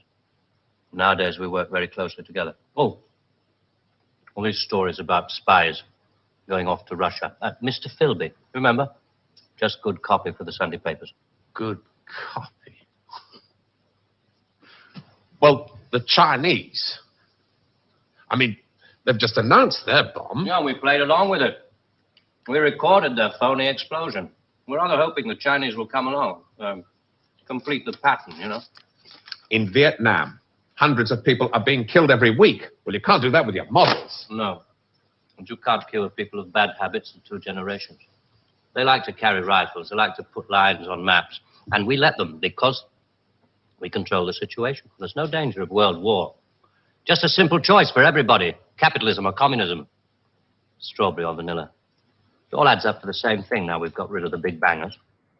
Well, how can you be sure that Johnson, Kosygin aren't working on other things? Poison gases, bacteria. Pathetic man of your intelligence. You don't want to destroy the world. Neither do I. What makes you think that presidents are different? Well, they've made some pretty good stabs at it in the past. There wasn't the right sort of control then. Nowadays, we know better. Politicians are easy to control. The grosser mentality boys who like to be photographed getting in and out of Daimlers in Whitehall. They come right at the bottom of our organization. A few rungs up the ladder, there are the people in the top secret factories. Just those in a position to know they're making weapons that don't really work. There must come a time when somebody wants to use one of those weapons. I mean, somebody is standing there with a finger on the button. Well, that's the beauty of it. Nobody presses the button. We control all the crises. We build them up and we shut them down. We? Again? Yeah, I'm coming to that. Near the top of the hierarchy, there are the economists, top civil servants, top brass in the military. Those men who are supposed to view the nuclear tests and so on. And above them, CWNS. Right at the top. Classified World News Service. Just who the hell are you? It's obvious, isn't it? Just a very few of the top people in communications in every major country in the world. Oh, you mean you run all these magazines? No, of course not. We just get them to take some of our copy every week. Television is much more important to us. All happens so quickly. You say you can put out what pictures you like on television. Doesn't anybody try to stop you? No, nobody wants to. 99.386% of the population wouldn't believe this conversation. And the rest are working for us. And they're the top minds, the really responsible people. They know they're guaranteeing the lives of their grandchildren the only foolproof way. Scaring the hell out of their grandchildren. Well, I won't buy it. You must admit there has to be some kind of control in this world of ours. Look at this. And remember that 1/4 of the world is starving. There are the full bellies and the empty bellies. Some of the empty bellies carry rifles. Well, we full bellies are getting a bit flabby. We're not very good with rifles anymore, so we've devised 2 ways to keep the empty bellies under control. One of them is this fictitious hydrogen bomb we've talked about. The other one is money. Enough money to fill some of the empty bellies and put a hopeful smile on the faces of the others. A great wall of money all around Britain. And it's no secret that the British economy is in trouble at the moment. So we have to put that right, too, to stay alive. We have to control the people in this country. Scare an ostrich, buries its head in the sand. If you scare a hedgehog, it rolls itself up into a ball. When a woman's frightened, she goes out and buys herself a hat. You mean you scare us so that we'll buy more, so that money moves quicker, production moves up? We don't say scare when we talk about human beings. We say threaten them emotionally. And there are all sorts of ways of doing it, not just the big ones like the hydrogen bomb. Overcrowd them a little with bad planning. Sell them too many motor cars. Anything to keep them a little bit removed from reality. Nowadays, people don't work for money. They work for the idea of money. They don't even love for love. They love for the idea of love. They only hate for the idea of hate. It took us 5 years to find a non-addictive drug, one we could pay off against the hard drugs. LSD. You marketed that? Oh, yes, of course. And for a very good reason. Some of these protest movements were getting a little bit too close to the mark. LSD gave them nice little hallucinations. Made them talk like 3-year-olds. Throw flowers at policemen. Shall we talk terms? You're not still going to ask me to work for you? I'm afraid I've had to put all this rather bluntly. You see, there wasn't really very much time. It must be rather a shock. Well, I mean, most people realize that the world is controlled from about 6 big cities. But it must be rather shocking to learn that a 1/6 of the world is controlled from this building. You mean you? Oh, no. I only rate an office on the 7th floor. There are 2 other offices above this one. And a giant computer system. Link number 4 in world control. A computer? Well, what's so remarkable about that? It's just a machine that can store a vast amount of information. A machine that knows too bloody much. Now you're being hysterical about it. The computer's very simple. You feed data into it. Anything from the Wall Street closing prices to the North Atlantic weather reports. And you get decisions. That machine's taken you over. It's just a machine. Extra hands for the people who know how to control it. Well, this one above us, it's square in a box. Yeah, I suppose you could call it square in a sort of a box. You know why I go away at weekends? To get away from people in boxes. They live in boxes. They get their thoughts, their problems, and their answers out of boxes. And I like to get away at weekends because they're not people anymore. Now, you know all about me, my cottage in Hampshire. But did you know that there's a line of trees that goes right up past the house, and the noise they make is like the sea? Did you know that I find it difficult to sleep in the country? And I like to go and stand in the garden before dawn, and I feel good because I know that my wife and my children are asleep inside. And I like to go out and walk past the wet hedgerows until I can see pasture land and the smoke from the cottages in the This village. may be all very well for one of your grassroots programs, but I'm afraid time is running out. I ought to tell you, we pay a great deal of money. We can afford to. We save such a lot on things like the national defense budget, so on. We would start to offer £250,000 a year. No. Rising to $1 million when you make the Ministry of Morality, which I know you will. Will you let me out of here? One little point. I should have told you about these surgical transmitters.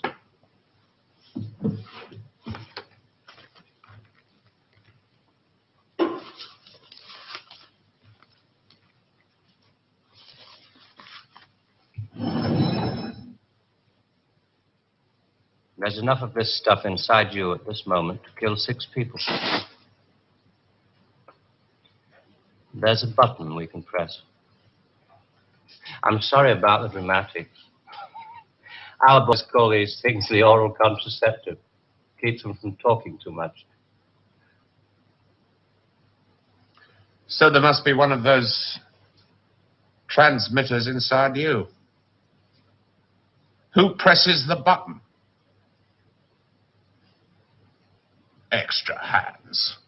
All this stuff about the computer being extra hands for the men who know how to control it. That machine controls you.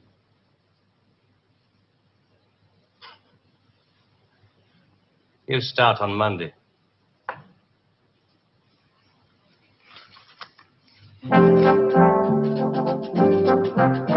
Early controversial classics from Dennis Potter next weekend with the first of the Nigel Barton plays on Saturday.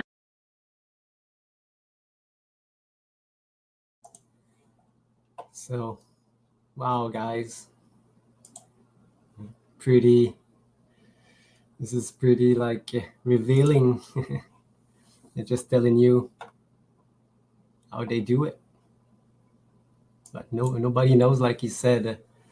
Only like most people will not believe this story, you know.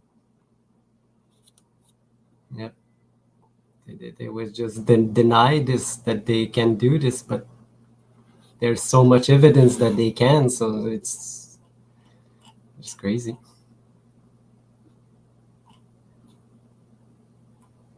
Yeah, I put the link in the chat so everybody can just go see it and share it. But you know, it passes as a comedic sketch, I guess, in the time, you know. No, there's no button. Nobody wants to kill themselves. No, because it's all, we live in a big system. If you just radiate one place, it should go everywhere, travel everywhere and kill everything. But this is not the case. They're just playing with us. Big theater. I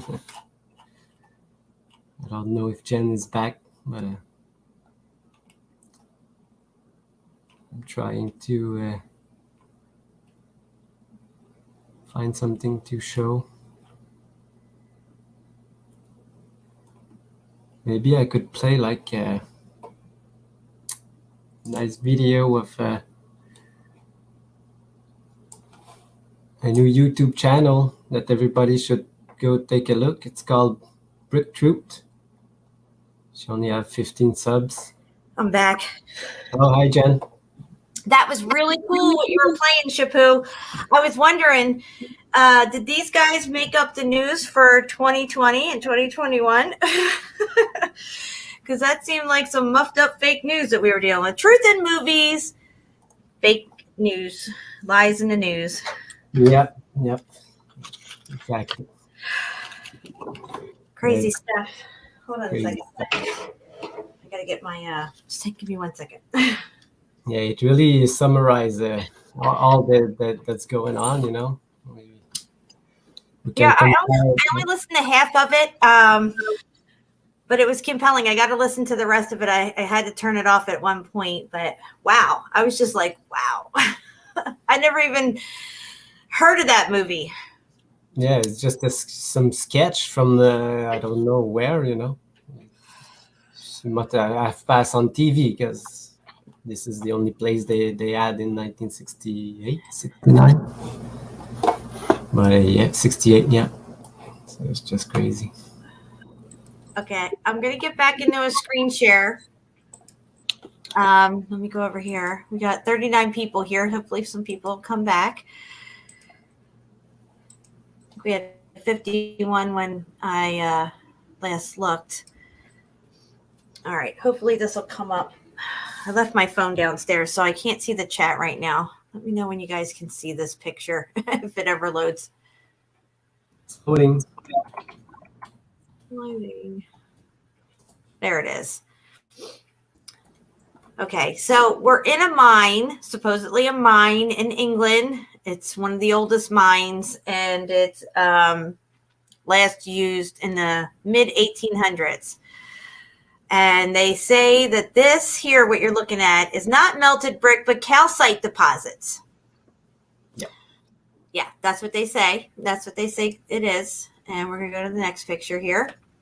Again, they say that this is calcite deposits. Looks a lot like melted brick to me. I don't know. But I got better pictures. It gets better. Yeah, but this calcite deposit, it comes from melted bricks. So actually, exactly. could be both. Hold on. This thing is not working for me, as usual. Get to go to the next one. Yeah, you saw it. It did it again. Let me go to this picture and try to get it back up again. Facebook and StreamYard never play nice together, guys. You guys know this from watching my stuff plenty of times. But I'm going to get it to work here. This is what I was saying, SHEPU. I got to get a better laptop with more processing power or something. Yeah. It doesn't hurt. Let me go to the next one.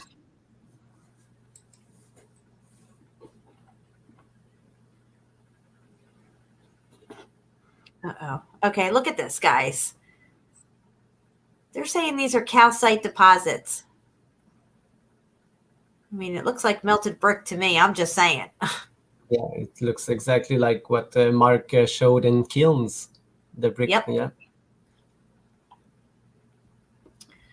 All right, let's see if it'll let me go to the next picture because I do not know if it's going to let me or not. There we go.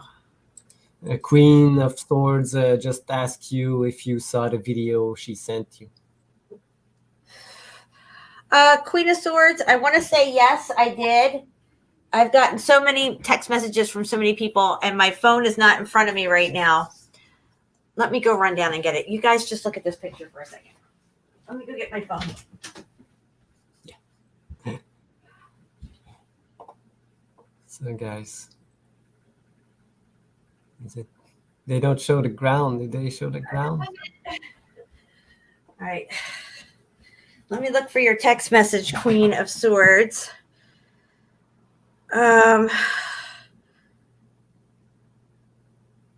Secret government tunnels have seen, if you have seen under Dover. Is that the one you're talking about? I believe it is. This is the one you're talking about. I'm going to send this to SHEPU, and we're going to show this in a few minutes after I'm done these pictures because that looked like it was very, very interesting. Thank you so much for that text message. All right, let's see if I can get this other picture here, if it'll let me go. Okay, again, in my book, this is melted brick. In geologist books, I guess this is calcite deposits. It looks like melted brick. Yeah. This video we showed it on a couple shows ago. Yeah. You know, I thought the thumbnail looked familiar. Hold on, let me get this thing to change here. Oh, it did it again to me. Oh, I just love, love, love it when it does that. Where was I? Which one was I on? Go to this one.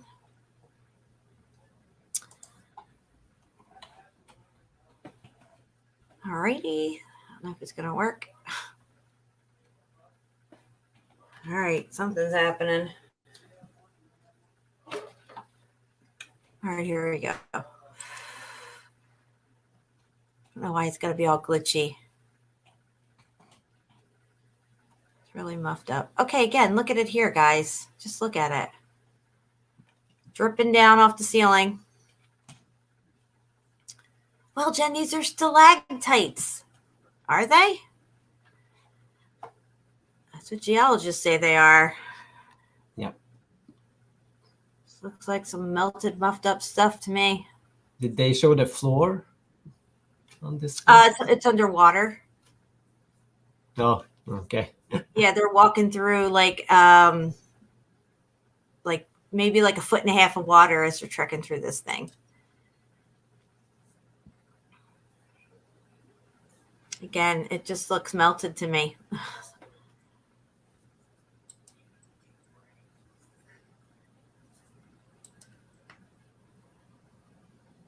see if it's going to do this. That's probably going to, there we go. Let me go back. Oh, I hate it when these things don't work. It's just not working for me. All right. Well, it's all it wants to show there. I wanted to show this picture. Steffi made this for me. Steffi Davis. If I can get this to come big. I don't know if it'll work out for me, but she's been making me little, oh, look at where it landed me at here. Wow. On that. How did it do that? I don't know. You saw what I clicked on, dude. I don't know what's going on here. It's like a ghost in the system. I mean, just look at how melty that is. All right, let me see if I can get these things to scroll through. Suddenly, something might be working here for me. Again, it just looks so melted. Go to the next picture. Next picture. Next picture. It's iffy. Iffy if it's going to take me to the next picture. Oh, okay. I give up. But SHEPU, I'm going to let you bring up that video. Oh, yeah, but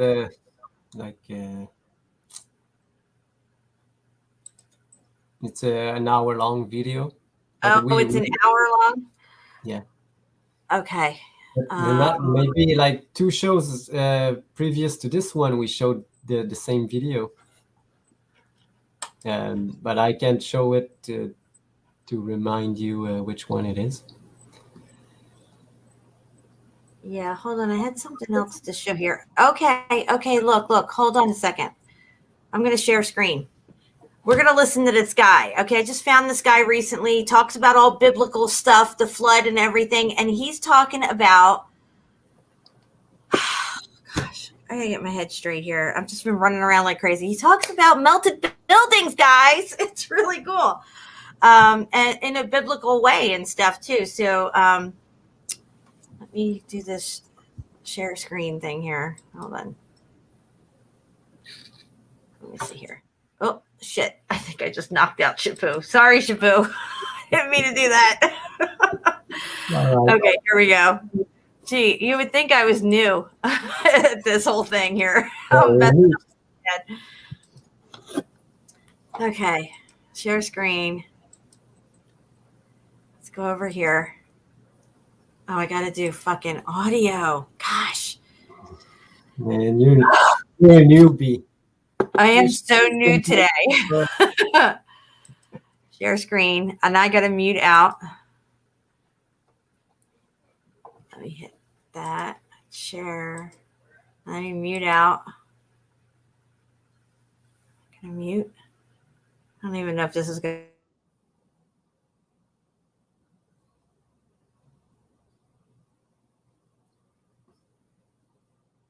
It's loading.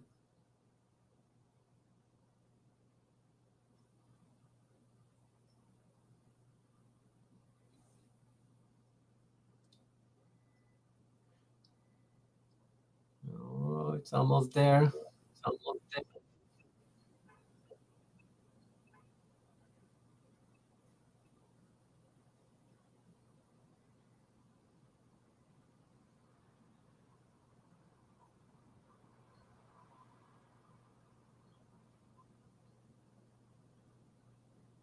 It's coming up.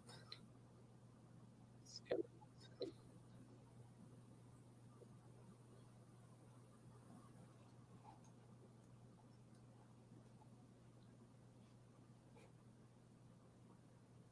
Oh.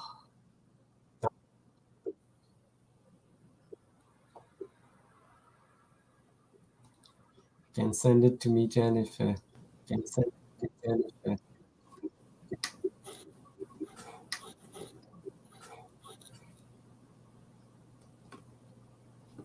You're muted.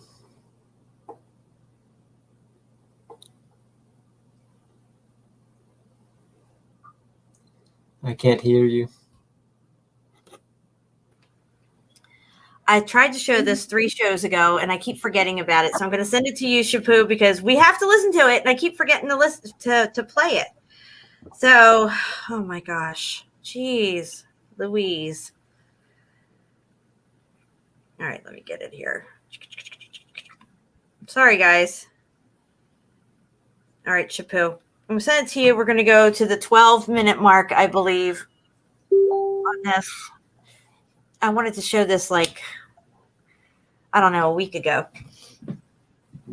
Now's the time. So share with the sound? Yes. And you have to mute. Oh, yes, yes. So we start at the 12-minute mark, and we'll let it play. And I want you to just listen to what this guy has to say, because I don't know who this guy is. I've never heard him before. I come across his work, and I'm like, holy crap, he's talking about melted buildings too. And he's talking about, you know, it in a biblical sense as well, which is very interesting, because one of the main places you find X Factor events is in the Bible. All right, here we go.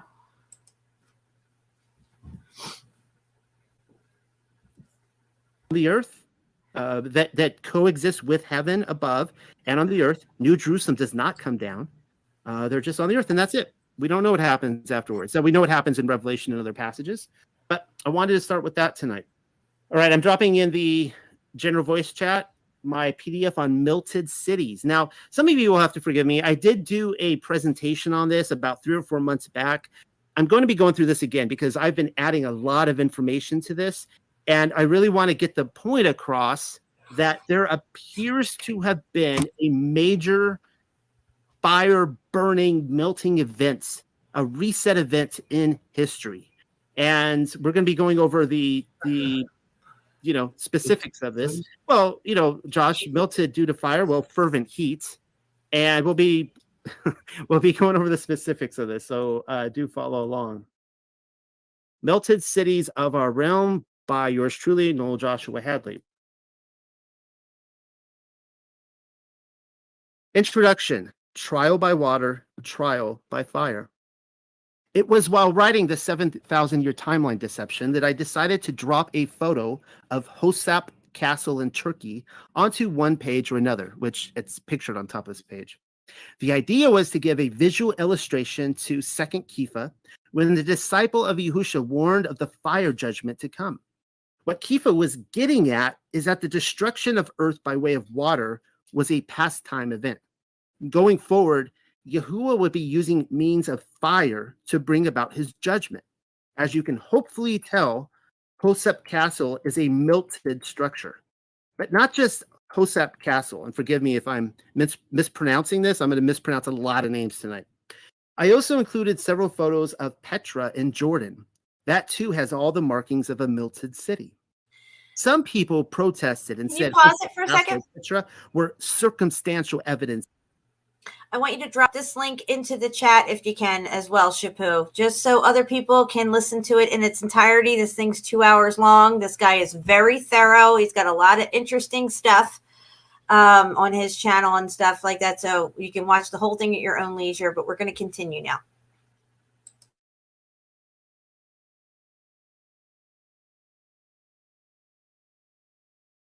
at best. Certainly no evidence of a fire reset. My intent, however, was in speaking to those who had already committed to their own research and had seen the overwhelming evidence for a heat index event with their own eyes. All I wanted to do was connect what they had already observed with Scripture, and in doing so, whet their appetite. Some people simply refuse to see it, and I can't help them. For those of you who are thirsty for more, I present to you this document, Evidence of Melted Cities. Covering every street corner across our flat, motionless plane is an enormous task, and so this is something which I hope to add to little by little, which I've been doing. I've been putting it off for far too long. But where to begin? Second Kepha seems a good a place as any. And this is what he says. For this they are ignorant of, that by the word of Elohim the heavens were of old, and the earth standing out of the water and in the water, whereby the world that then was, being overflowed with water, perished. But the heavens and the earth which are now, by the same word are kept in store, reserved unto fire against the day of judgment and perdition of wicked men. But, beloved, be not ignorant of this one thing, that one day is with Yahuwah as 1,000 years, and 1,000 years is one day. Yahuwah is not slack concerning his promise, as some men count slackness, but is long-suffering to usward, not willing that any should perish, but that all should come to repentance. But the day of Yahuwah will come as a thief in the night, in the which the heavens shall pass away with a great noise, and the elements shall melt with fervent heat. The earth also and the works that are therein shall be burned up. 2 Kepha 3:5-10. And that is what I believe we just read in the Revelation, or I'm sorry, the Apocalypse of Elijah. What did we just read? The Apocalypse of Elijah. And, and I will comment one more time, because the thing that really seems to just drive people, they won't go any step further, is because they believe that the New Jerusalem has to come down first. But according to that book, the saints were going up to paradise, where heaven was, and back to earth. A little awkward if heaven has come down to earth, but that's not what it's saying. They can go back and forth. Clearly, New Jerusalem has not come down yet. Rather than moving the goalie net and telling me the fire judgment is reserved for the arrival of New Jerusalem, which is a future event for everybody involved, or that you're quite confident the day of Yahuwah hasn't happened yet, don't lose sight of what Kepha is attempting to convey. The old world perished by way of water, but that is no longer Yahuwah's method of judgment. He's moved on now to fire, fervent heat. Sodom and Gomorrah were mile markers testifying to that fact. Yehuda even tells us so. Therefore, if I can demonstrate for you that a fiery judgment event on par with Petra and Hosep Castle affected the whole world, then you cannot very well place it before Noah's flood. And you will have a difficult time, indeed, finding a reservation on the timeline between Sodom and the writings of Kepha. It happened afterwards. The rainbow is obviously one proof that Yahuwah would never destroy the world again with a flood. No need to quote that here. You can find it in Bereshith, chapter 9, verse 11. All the ancients knew the mile marker had been crossed. That's what makes the following passage so profound. This comes from Recognitions of Clement, chapter, I think book 1, passage 30. In the 17th generation, Nimrod the first reigned in Babylonia and built a city, and thence migrated to the Persians and taught them to worship fire. Some versions just say Nimrod, while multiple others, including my own, christen him with the name Nimrod I or the first, telling us there's at least a Nimrod. Can you pause it for a second? Down the turnpike, if not a third. I know he's a little tedious, but it's important to listen to what he's saying here, guys, because he said before the flood, they were doing some kind of water sacrifices. And before the fire melt event, they were doing fire sacrifices. And it's like getting people almost prepared for it or something. But you got to listen to what he says here. It's just very interesting. We're going to continue. Or a fourth. A discussion for another time, though. I can't read something like this, Nimrod teaching the Persians to worship fire, and let that pass. I'd be letting the ball drop if I did. That's huge. Worshipping fire is an immortalization rite. The ancients would pass their children through the flames, often in worship of Baal. For example, moreover, Akaz, burnt incense in the valley of the son of Hinnom, and burnt his children in the fire, after the abominations of the heathen whom Yahuwah had whom Yahuwah had cast out before the children of Yasharel. This comes from 2 Chronicles 28:3. Passing one's child through the flames in the valley of the son of Hinnom isn't irony either. Another name for the valley is Gehenna, otherwise known as the lake of fire, which is in the third heaven. You might be asking yourself why a parent would want to toss their child into anything resembling the lake of fire. Simple. They were attempting to immortalize them, and potentially others, if not themselves, thereby sparing the neophyte from what is destined to come, the second death. Total annihilation by fire. Everybody knew what was coming. Notice how it is Nimrod who introduced this practice to the world, nobody else. Well, here's how they did it before the flood. And for those of you who were in this study with me on the book of Lamech of Cain, I was trying to really push how profound this passage is. And this is what it says. And Lamech and Yuval the giant then sacrificed to Leviathan and taught the sons of Cain and Seth how to pass their children through the waters to Leviathan. And of course, Leviathan is a more than just symbolic of death. Something to think about. Before the final reset by way of floodwater, people passed their children through the water and right into the mouth of Leviathan. Afterwards, through the flames. But before that, through the water. That's because everybody knew the floodwaters were coming. Rather than repenting of their sins, they wanted to circumnavigate Yahuwah's set-apart ways and escape death by their own accord. Therefore, when the Most High promised never to flood the world again, exchanging his judgment to that of fire, it was Nimrod who connected the dots where immortal rights are concerned and made that transition. Of course, this gives us even greater context to Nimrod's attempt at tossing Abraham into the flames. Follow along.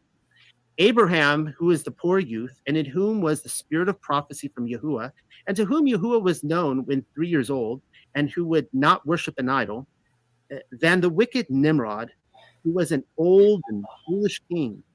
And because Abraham would not worship an idol, he threw him into the burning furnace, and a miracle was performed for him from Yahuwah of the world, and he delivered him from it. And even after this, Nimrod had no sense to be admonished not to worship the idol which he had worshipped before. This comes from the Ecclesiastes Targum 4:13. You see the same story, though, in Jasher and in other places. It seems like Nimrod was appeasing the gods and his worship service backfired. I figured the miracle had a message attached to it. Yahuwah was letting Nimrod and the subjects of his kingdom know how these immortal rights would go down in the coming judgment. Only the set apart would escape Gehenna's destruction and live on into eternity. But as you can clearly see, a very old, quote unquote, old Nimrod did not have the sense to admit, much less notice that he was going about it all wrong. He wanted to conquer heaven as well as immortality without following the path of Shem bar Noah or Abraham and the Melchizedek order. And now for the part where I begin to demonstrate how the world was destroyed by fervent heat. Nimrod never stood a chance. Lightning scar. Some of you guys will remember this from a presentation I gave a little bit ago, but I've kind of strengthened it, improved on it, and I want to give it again. Stopping for a drink of coffee.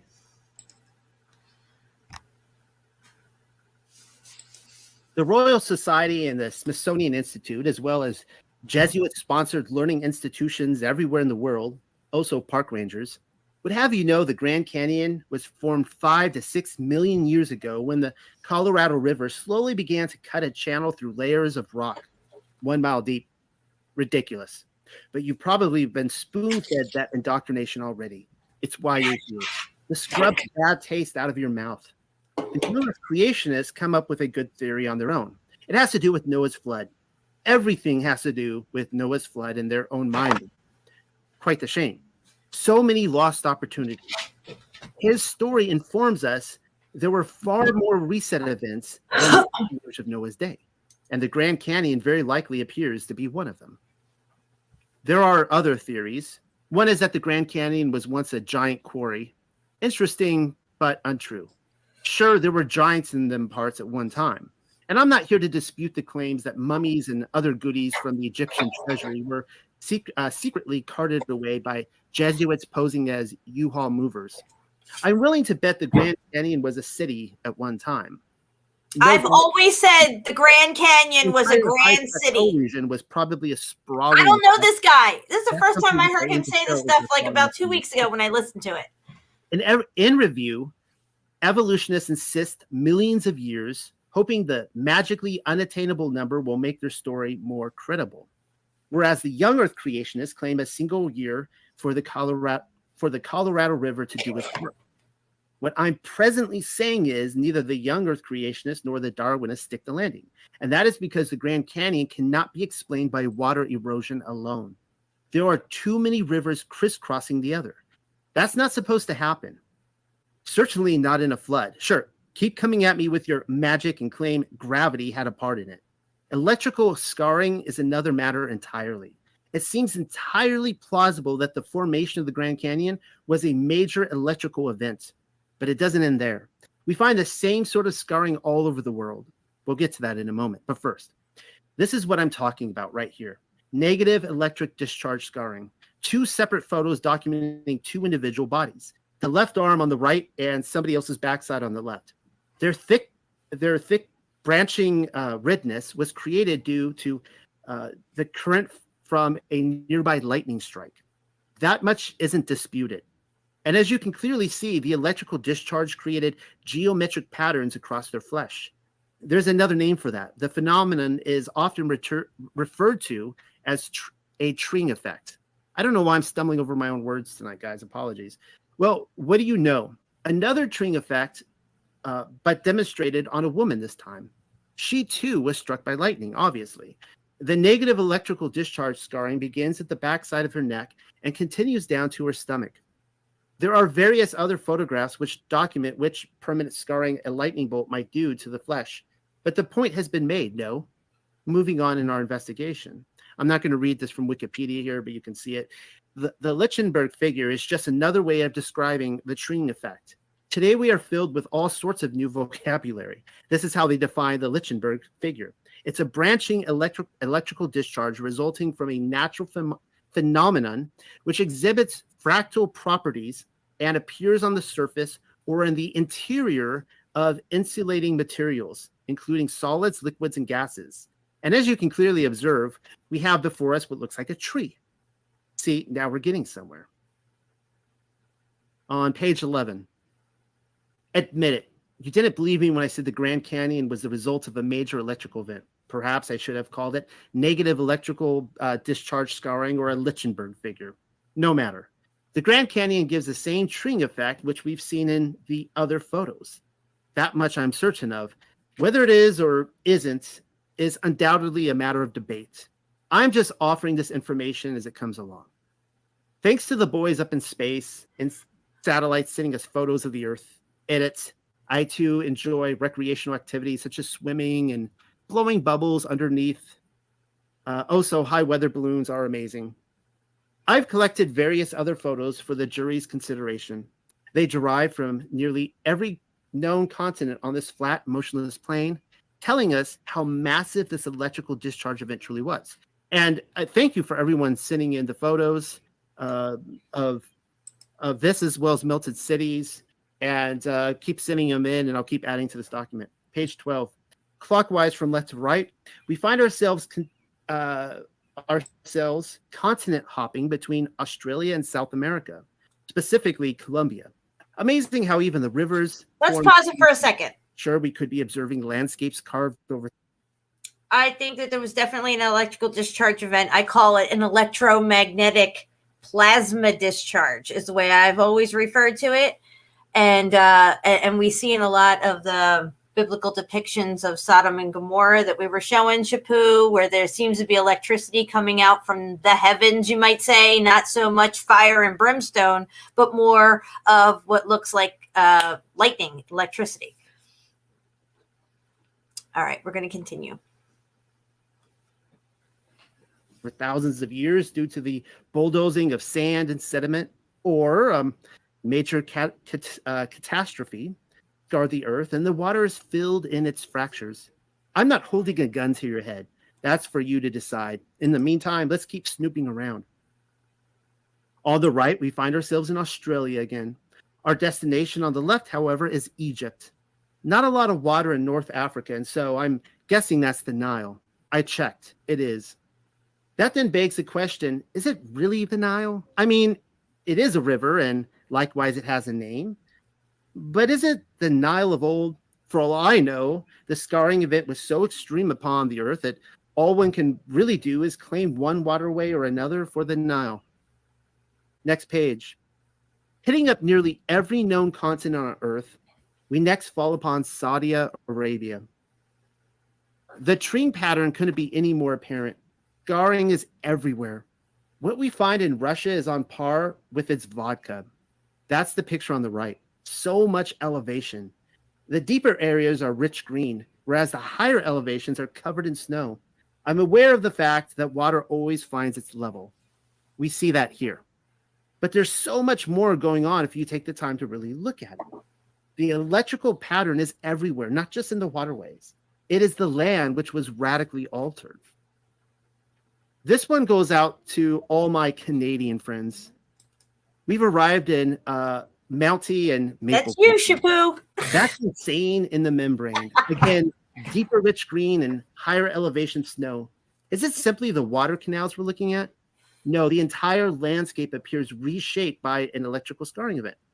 Last but certainly not least, we peer in upon the United States from above. Better late than never. But I had forgotten to mention that these aerial photos are sometimes referred to as fractal geometry. How adorable. Anyways, if I'm looking at what I think I'm seeing, people didn't stand a chance. Noah's flood didn't do that. This is Day of Yahuwah stuff. The peoples of the earth were deep fried within seconds. Wherever these electrical discharges landed, nobody opposing the Most High Elohim of Yasharil stood a chance. And again, this was plain wide. It was not like Sodom and Gomorrah and that was it. It's everywhere that this happened.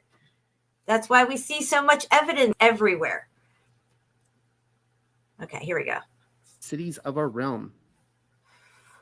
Readers have been sending me all sorts of pictures intended to challenge conventional thinking. The topic of melted cities is just one of them. Seems I'm gaining quite the collection. The problem, of course, is that provocative pictures of melted stuff lands in my mailbox with no return address, meaning I have no way of knowing where on this motionless plane they derive from. Attempting to identify a picture with a real location takes sleuth work. And so I am relieved to say we begin our process of combing through these melted places in Poland. The above picture is none other than, I'm going to misbotch this, guys, Odysee Castle. I should have known. Found it on Google Maps too. It's there for your convenience. And as you can clearly see, melted. Page 16. The same castle, Odysee Castle, has its very own article on Wiki. And the very second sentence reads, originating in the 14th century, the castle was rebuilt several times in its long history. Indeed, a long history. I could agree to that. Looks to me like the building melted and they just kept on patching up the blemishes. Moving down to page 17. Don't ask me to pronounce some of these places. Like this one here, Uchisar is one among many such names that will be visited, but would likely be butchered if I tried, which I did just try, and I butchered it. It's a settlement in Cappadocia, by the way, Turkey again. It's also quite literally known as Uchisar or Ukisar Castle, as if that's not suspicious. That the rock is called that, guys. Just look at this beauty. We are told the Hittites were here at one time and that the Byzantines occupied the region for a spell. Seems to me like the wiki is being rather vague. For once, there's a lump in the throat of the people attempting to make stuff up. Apparently, natural cave-studded rock formations such as these made for the perfect hideouts among the ancients. But you and I know better. The ancients who lived here inhabited a city before it melted. Boom, I did baby. a little more digging and came to discover that this place is only so complete above ground as its city is underground. That's One of right. its many attractions are the natural tunnels and grottos, quote unquote, to be discovered. Other websites refer to, quote, multi-leveled catacombs, unquote. So which is it? Underground city, natural tunnels and grottos, or multi-leveled catacombs? Exactly. I'll be the first to admit that I haven't been there, but I wouldn't be in the least bit surprised if its arch columns escaped the fate of its natural tunnels. Jumping down to page 19. Somebody literally just sent me this photo, and it actually happened. Like I'm writing this and they sent this to me. It's pretty awesome. Amazing how that works. It's a screen capture, but I don't know from which video. I am told this is the backside of Castle Rock. I checked. It is. Looks like an ancient building to me, even more so than the front side. We were looking at the front side earlier, the castle. I see columns, a dome ceiling, and the stub. Let's just pause this a second. Or what may have. I just found this guy recently. I never knew about him before, and I've been in this for 2 years. Okay. I just think it's amazing that so many people are starting to see this and bring it out and talk about it, because this is one of the truths that has been kept from us. So we see these things as something else. It's a perception deception. We should have always known the earth was flat. We should have always have known how this whole system works. We should have always have known that these events took place and this is what these things are, but we've been lied to on every level, guys. Levels we haven't even figured out yet. We've been lied to on every level, things we can't even fathom. It's just amazing, and I'm very grateful to have come across this guy and his work. He's very thorough, very well written, and I really like how he puts his stuff together. And just again, Meltology 101, guys. It's everywhere. You can't stop truth. Okay, we're going to continue. Been a cake topper. What do you see? Another name for Ukasar is Pigeon Valley. I think I like that. I'm just going to go with Pigeon Valley and Rock Castle because I can't pronounce the others. Or Valley of the Pigeons.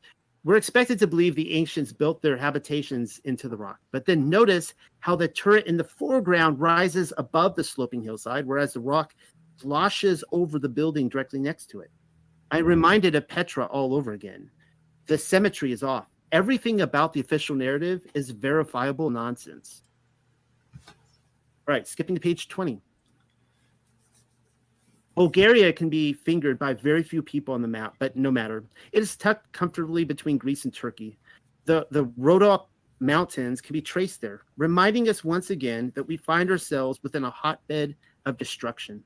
It is within these formations where we may discover what is described to us as niches and hive stones hollowed out of the rock. But that is not nearly the whole of it, though. On closer inspection, they have the same look as the rest of them, melted.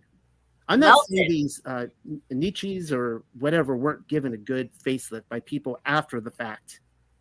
They very likely may have.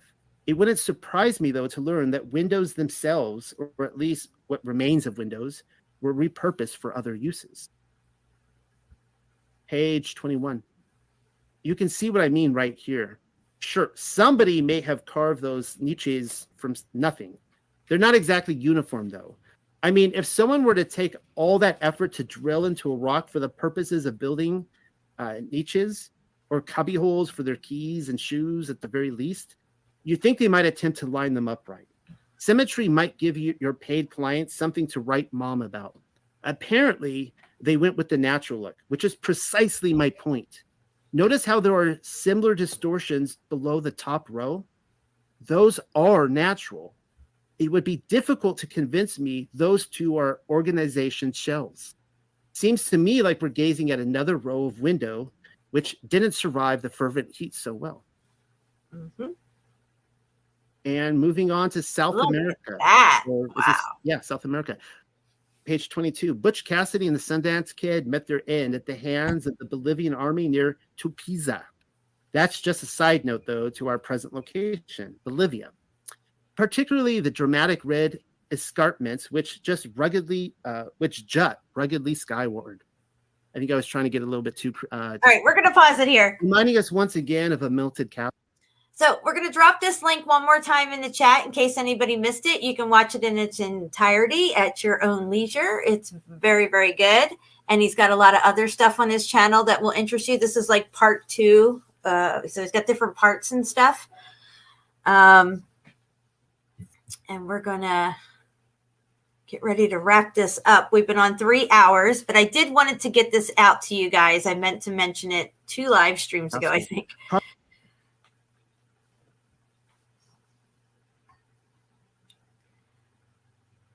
Yeah, he's got some interesting stuff, and all his stuff is lengthy. It's, 2 hours long, 3 hours long, and stuff like that. But it's, again, there's another person coming out with what? Oh, Meltology, the study and exploration of melted structures. It's going to have its own Wikipedia page.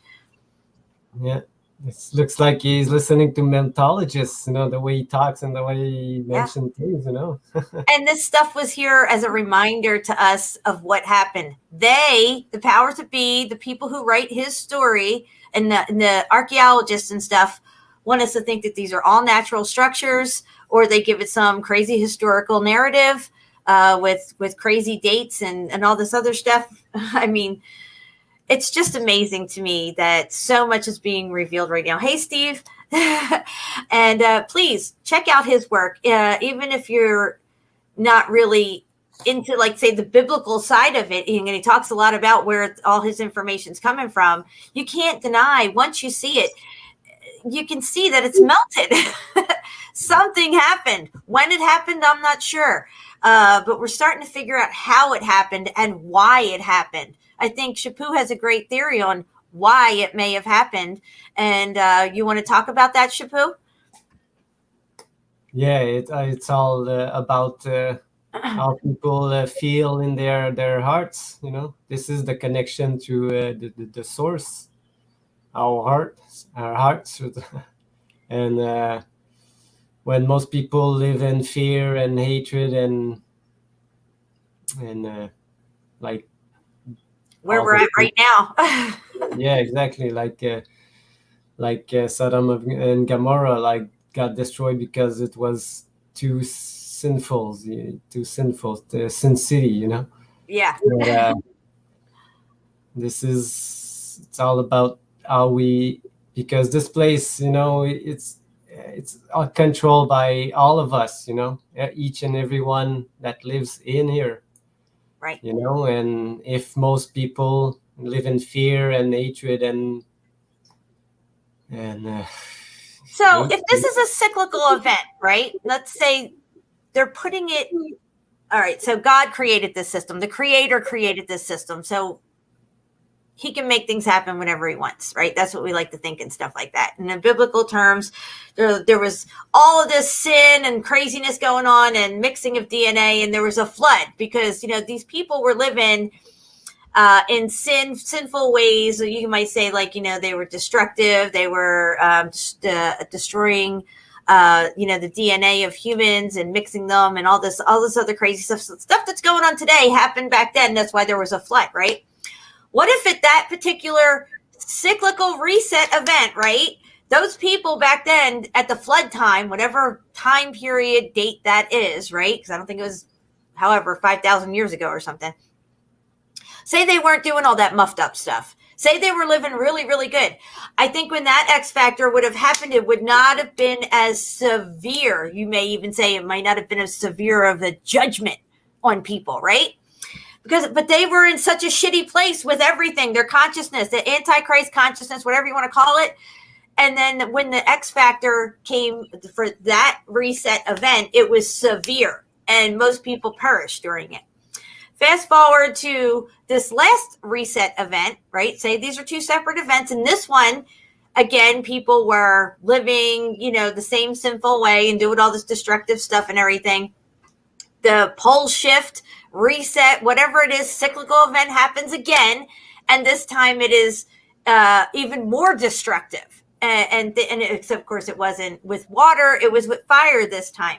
But say, gosh, I don't even know how to connect these two in my mind. There's just no words for it. But I'm just trying to say, like, you could say, like, well, this time, like, because I feel like we're headed towards another X Factor event, it could be just as severe or even worse than the last X Factor event. You know what I mean? Or say if we're in a really good place, this X Factor event could come and go and we'd barely feel it. You see what I'm saying? Oh, it's a lot to comprehend and compress and process through in your head. Because, I don't presume to know what the creator thinks or does or whatever like that. I'm only trying to go with what SHEPU says here, because I do feel that is, you're really onto something. Because if our hearts are heavy, then we're going to be affected a lot more during these events that take place, which seem to be in some type of a cyclical nature, whether they call it judgment coming down from God at this particular time because these people have gotten so out of whack. Because it always seems to be, it's not in the beginning when people are getting out of whack with sin and all this stuff like that. It's when they've gotten to the most pinnacle point of destruction to their surroundings, the people, the animals, everything, is when, boom, the hammer comes down. You know what I mean? So, raise your vibration, people. Exactly. Not an X Factor event. It's God's judgment. Exactly. So, I'm just trying to put it in. We use these terms of X Factor, and then in the Bible, it's spoke of as a God's judgment. I'm saying if we look at our plane and how our system works, it may have a cyclical event that does take place at certain times with the pulsating of our torus field that we're in here in this plane, that if it like breathes in and out, it's like God, I can see it in my head. It's so hard to explain. I'm getting a little ahead of myself here. Yeah. I think we call it God's judgment because if the creator created this system, then we would think he would have control over these situations. But the system may be set up in such a way that it already has this built into it, is what I'm trying to say. And it's up to us during this time period to come along and better be living right. Right? You got to be living right and in the right mind frame, and your civilization got to be right with shit, because when that cyclical thing comes around, that judgment, you're going to be judged, and it's going to matter if your heart's heavy or not, if your civilization is corrupt and stuff. Because if it's not, that judgment, that cyclical event will not be there, because we are lings of the earth. We have a connection to this. We're co-creators in our environment here. They've totally connected us from all this shit. I hope I'm explaining this right. I probably in that job. The creator made this place for all of us, so we are the co-creators, and he gave us the control over the rest of this place because he did his work already. Yes. He made this place. Natalie's making a good point here. These are the elements. We got earth, we got wind, we got fire, we got water. What we already went through water and fire. What's the next one going to be? Because they talk about the air today. Exactly, and Lucifer being the prince of the air and stuff, guys. So I'm trying to connect this. This whole thing, the way they put it in the Bible about these judgments, these times of judgment, they seem to be, there's time periods between them. It seems to be cyclical, like maybe every 300 to 400 years, something's happening.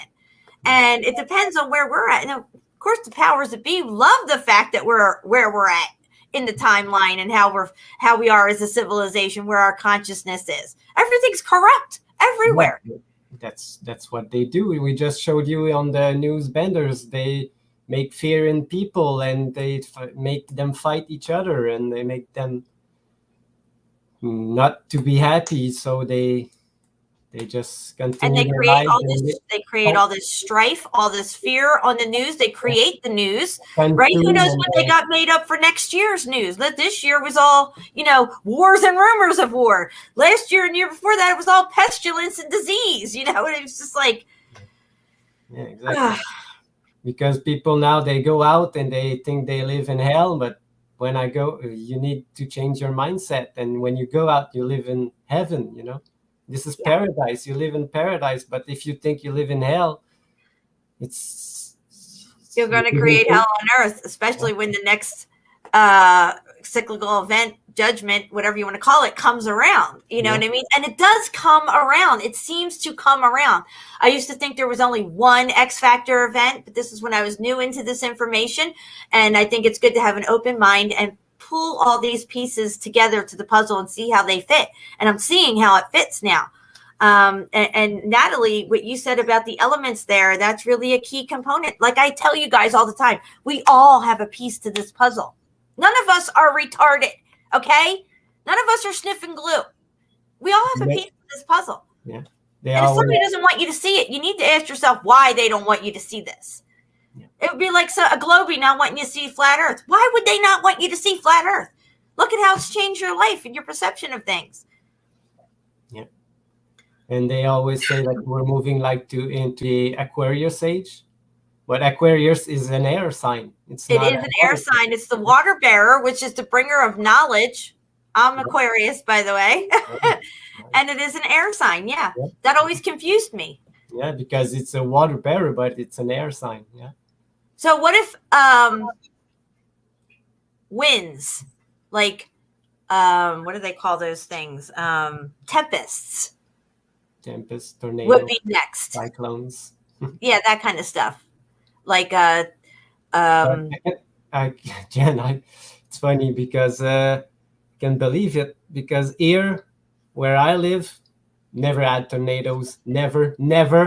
2 years in a row, 2 tornadoes here, destroyed like dude. Crazy. I just said to my husband the other day, I'm like, are we living in fucking what the hell's that? Tornado Alley? No. It's called Oklahoma, where the winds come sweeping down the plains, right? It's really windy in Oklahoma. It always is, right? But here in Alabama, it's not windy all the time. We get some storms with wind, but like the past like 4 weeks, it's been like crazy windy, like these crazy winds just coming. And we have mountains around us. We shouldn't even have that. The mountains, the melted buildings, mountains of melted buildings around us. Because see, I'm still brainwashed a little bit to use these terms as well, guys.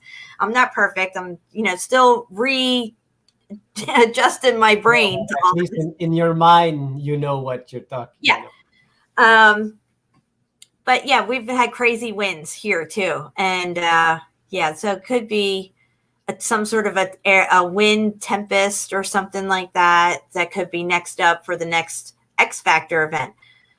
I mean, who knows? Or ice, or ice, maybe, or I don't know. We got fire, water, air, and what's the other one? Ice age is already passed, so the ice is already done. So this was really good. Wow, I have so much to think about now. You didn't have time to show your footage, but maybe on the next. Oh gosh, you know what, SHEPU? I'm gonna. Well, we've been on.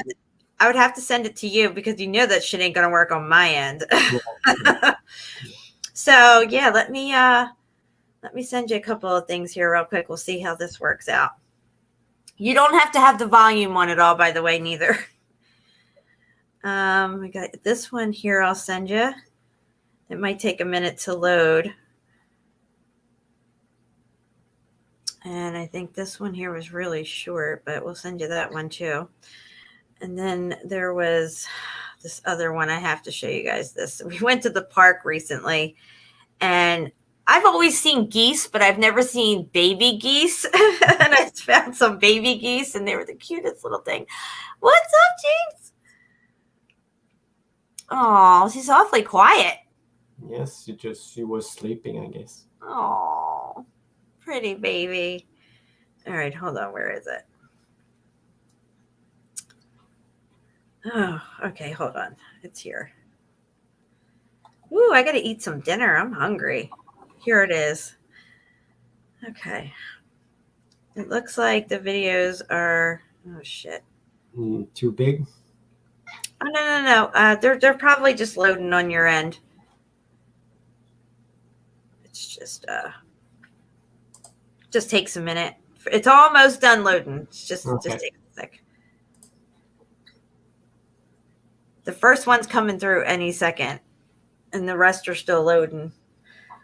But yeah, we went up to Mount Cheeha today, which is the mountain, the melted building known as Mount Cheeha, which has water coming out of the top of it. Jeremy and I had tracked the source back to tracked the water back to its original source, which is just a little spout of water coming out of the ground at the very top of the mountain. So we got some footage up there today. Take a look at that. Like I said, you don't have to have the volume on. All right.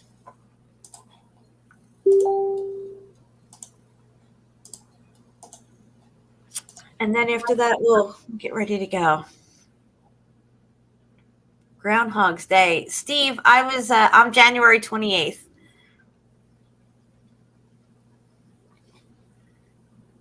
Tempest is related to Spanish. Time goes by. All right, hold on. Here we go. When you're ready. Yep. All right, guys. This is up at Cheeha today. That's Jeremy in the hole going into this little cave here, and that's my son over here with his shirt off. Just saying. Wow. Yeah, look at this thing. And there's mortar lines everywhere. Is that coral? Well, if we were flooded here, it would be coral. It's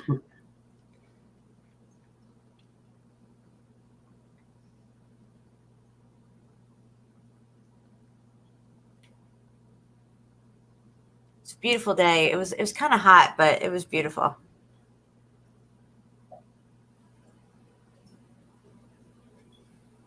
There's some mortar lines up there. I think I zoom in on them. No, with the sunlight and everything, but you can see it like on that one rock is the bottom of it. There's always parallel running mortar lines here everywhere. And they're about, I don't know, 6-7 inches apart, just like you would see brick lines, mortar lines on a regular brick wall. Oh yeah, look at this block. Yeah, you can see the 3 mortar lines there running up through it. Oh. Hi, Alessandra. Last one. This is not mine. Hola. There's more mortar lines up there. This is where I was today, guys. I fell and scraped my leg pretty good, but it's okay. It's worth it. Oh, this is cool here. Look at this. Look at this thing. I zoom in. See this? Look. Look at that. Just huge, massive boulders everywhere up here. This whole building collapsed, crushed down on itself, and slid down half the way. You can see boulders going all the way down. It's just amazing. This is just replay. I'm trying to. Yeah, we'll go to the next one. They were short clips because I didn't know how much storage I had left on my phone. I mean, the camera really doesn't do it justice, I gotta say. Yeah.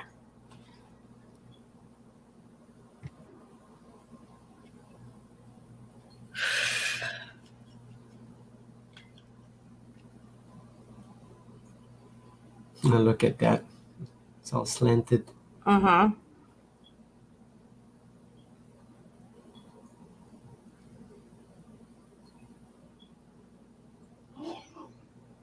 Yeah, there was another one. Yeah, 3. Yeah, this last one is the geese. So these baby geese are so cute. Oh yeah. And they look like little footballs when they're bobbing down like that. Like they're just little butts are sticking up. They're just so cute. We had like thousands and thousands of them. They call Canadian geese. So yeah. I got attacked by Canadian geese when I was little.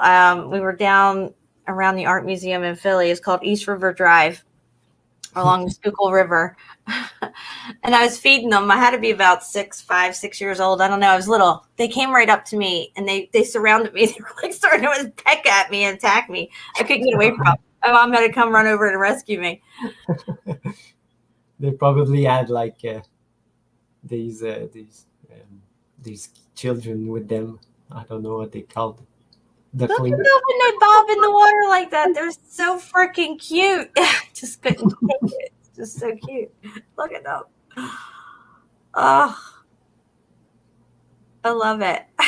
It's just like the best thing ever that I saw that day. It was just I great. think I have one video of these two. I was like filming bricks on the side of the water, and they just came just eating around the beach where I was, and like two families just running around where I was. I was not moving much, so they were really close. They're just so cute. Yeah. So that's it. That's all I got for tonight. I mean, I probably have more stuff, but we'll have to do another show. We've been on for 3 hours and 21 minutes, and I'm going to go spend some time with the hubby.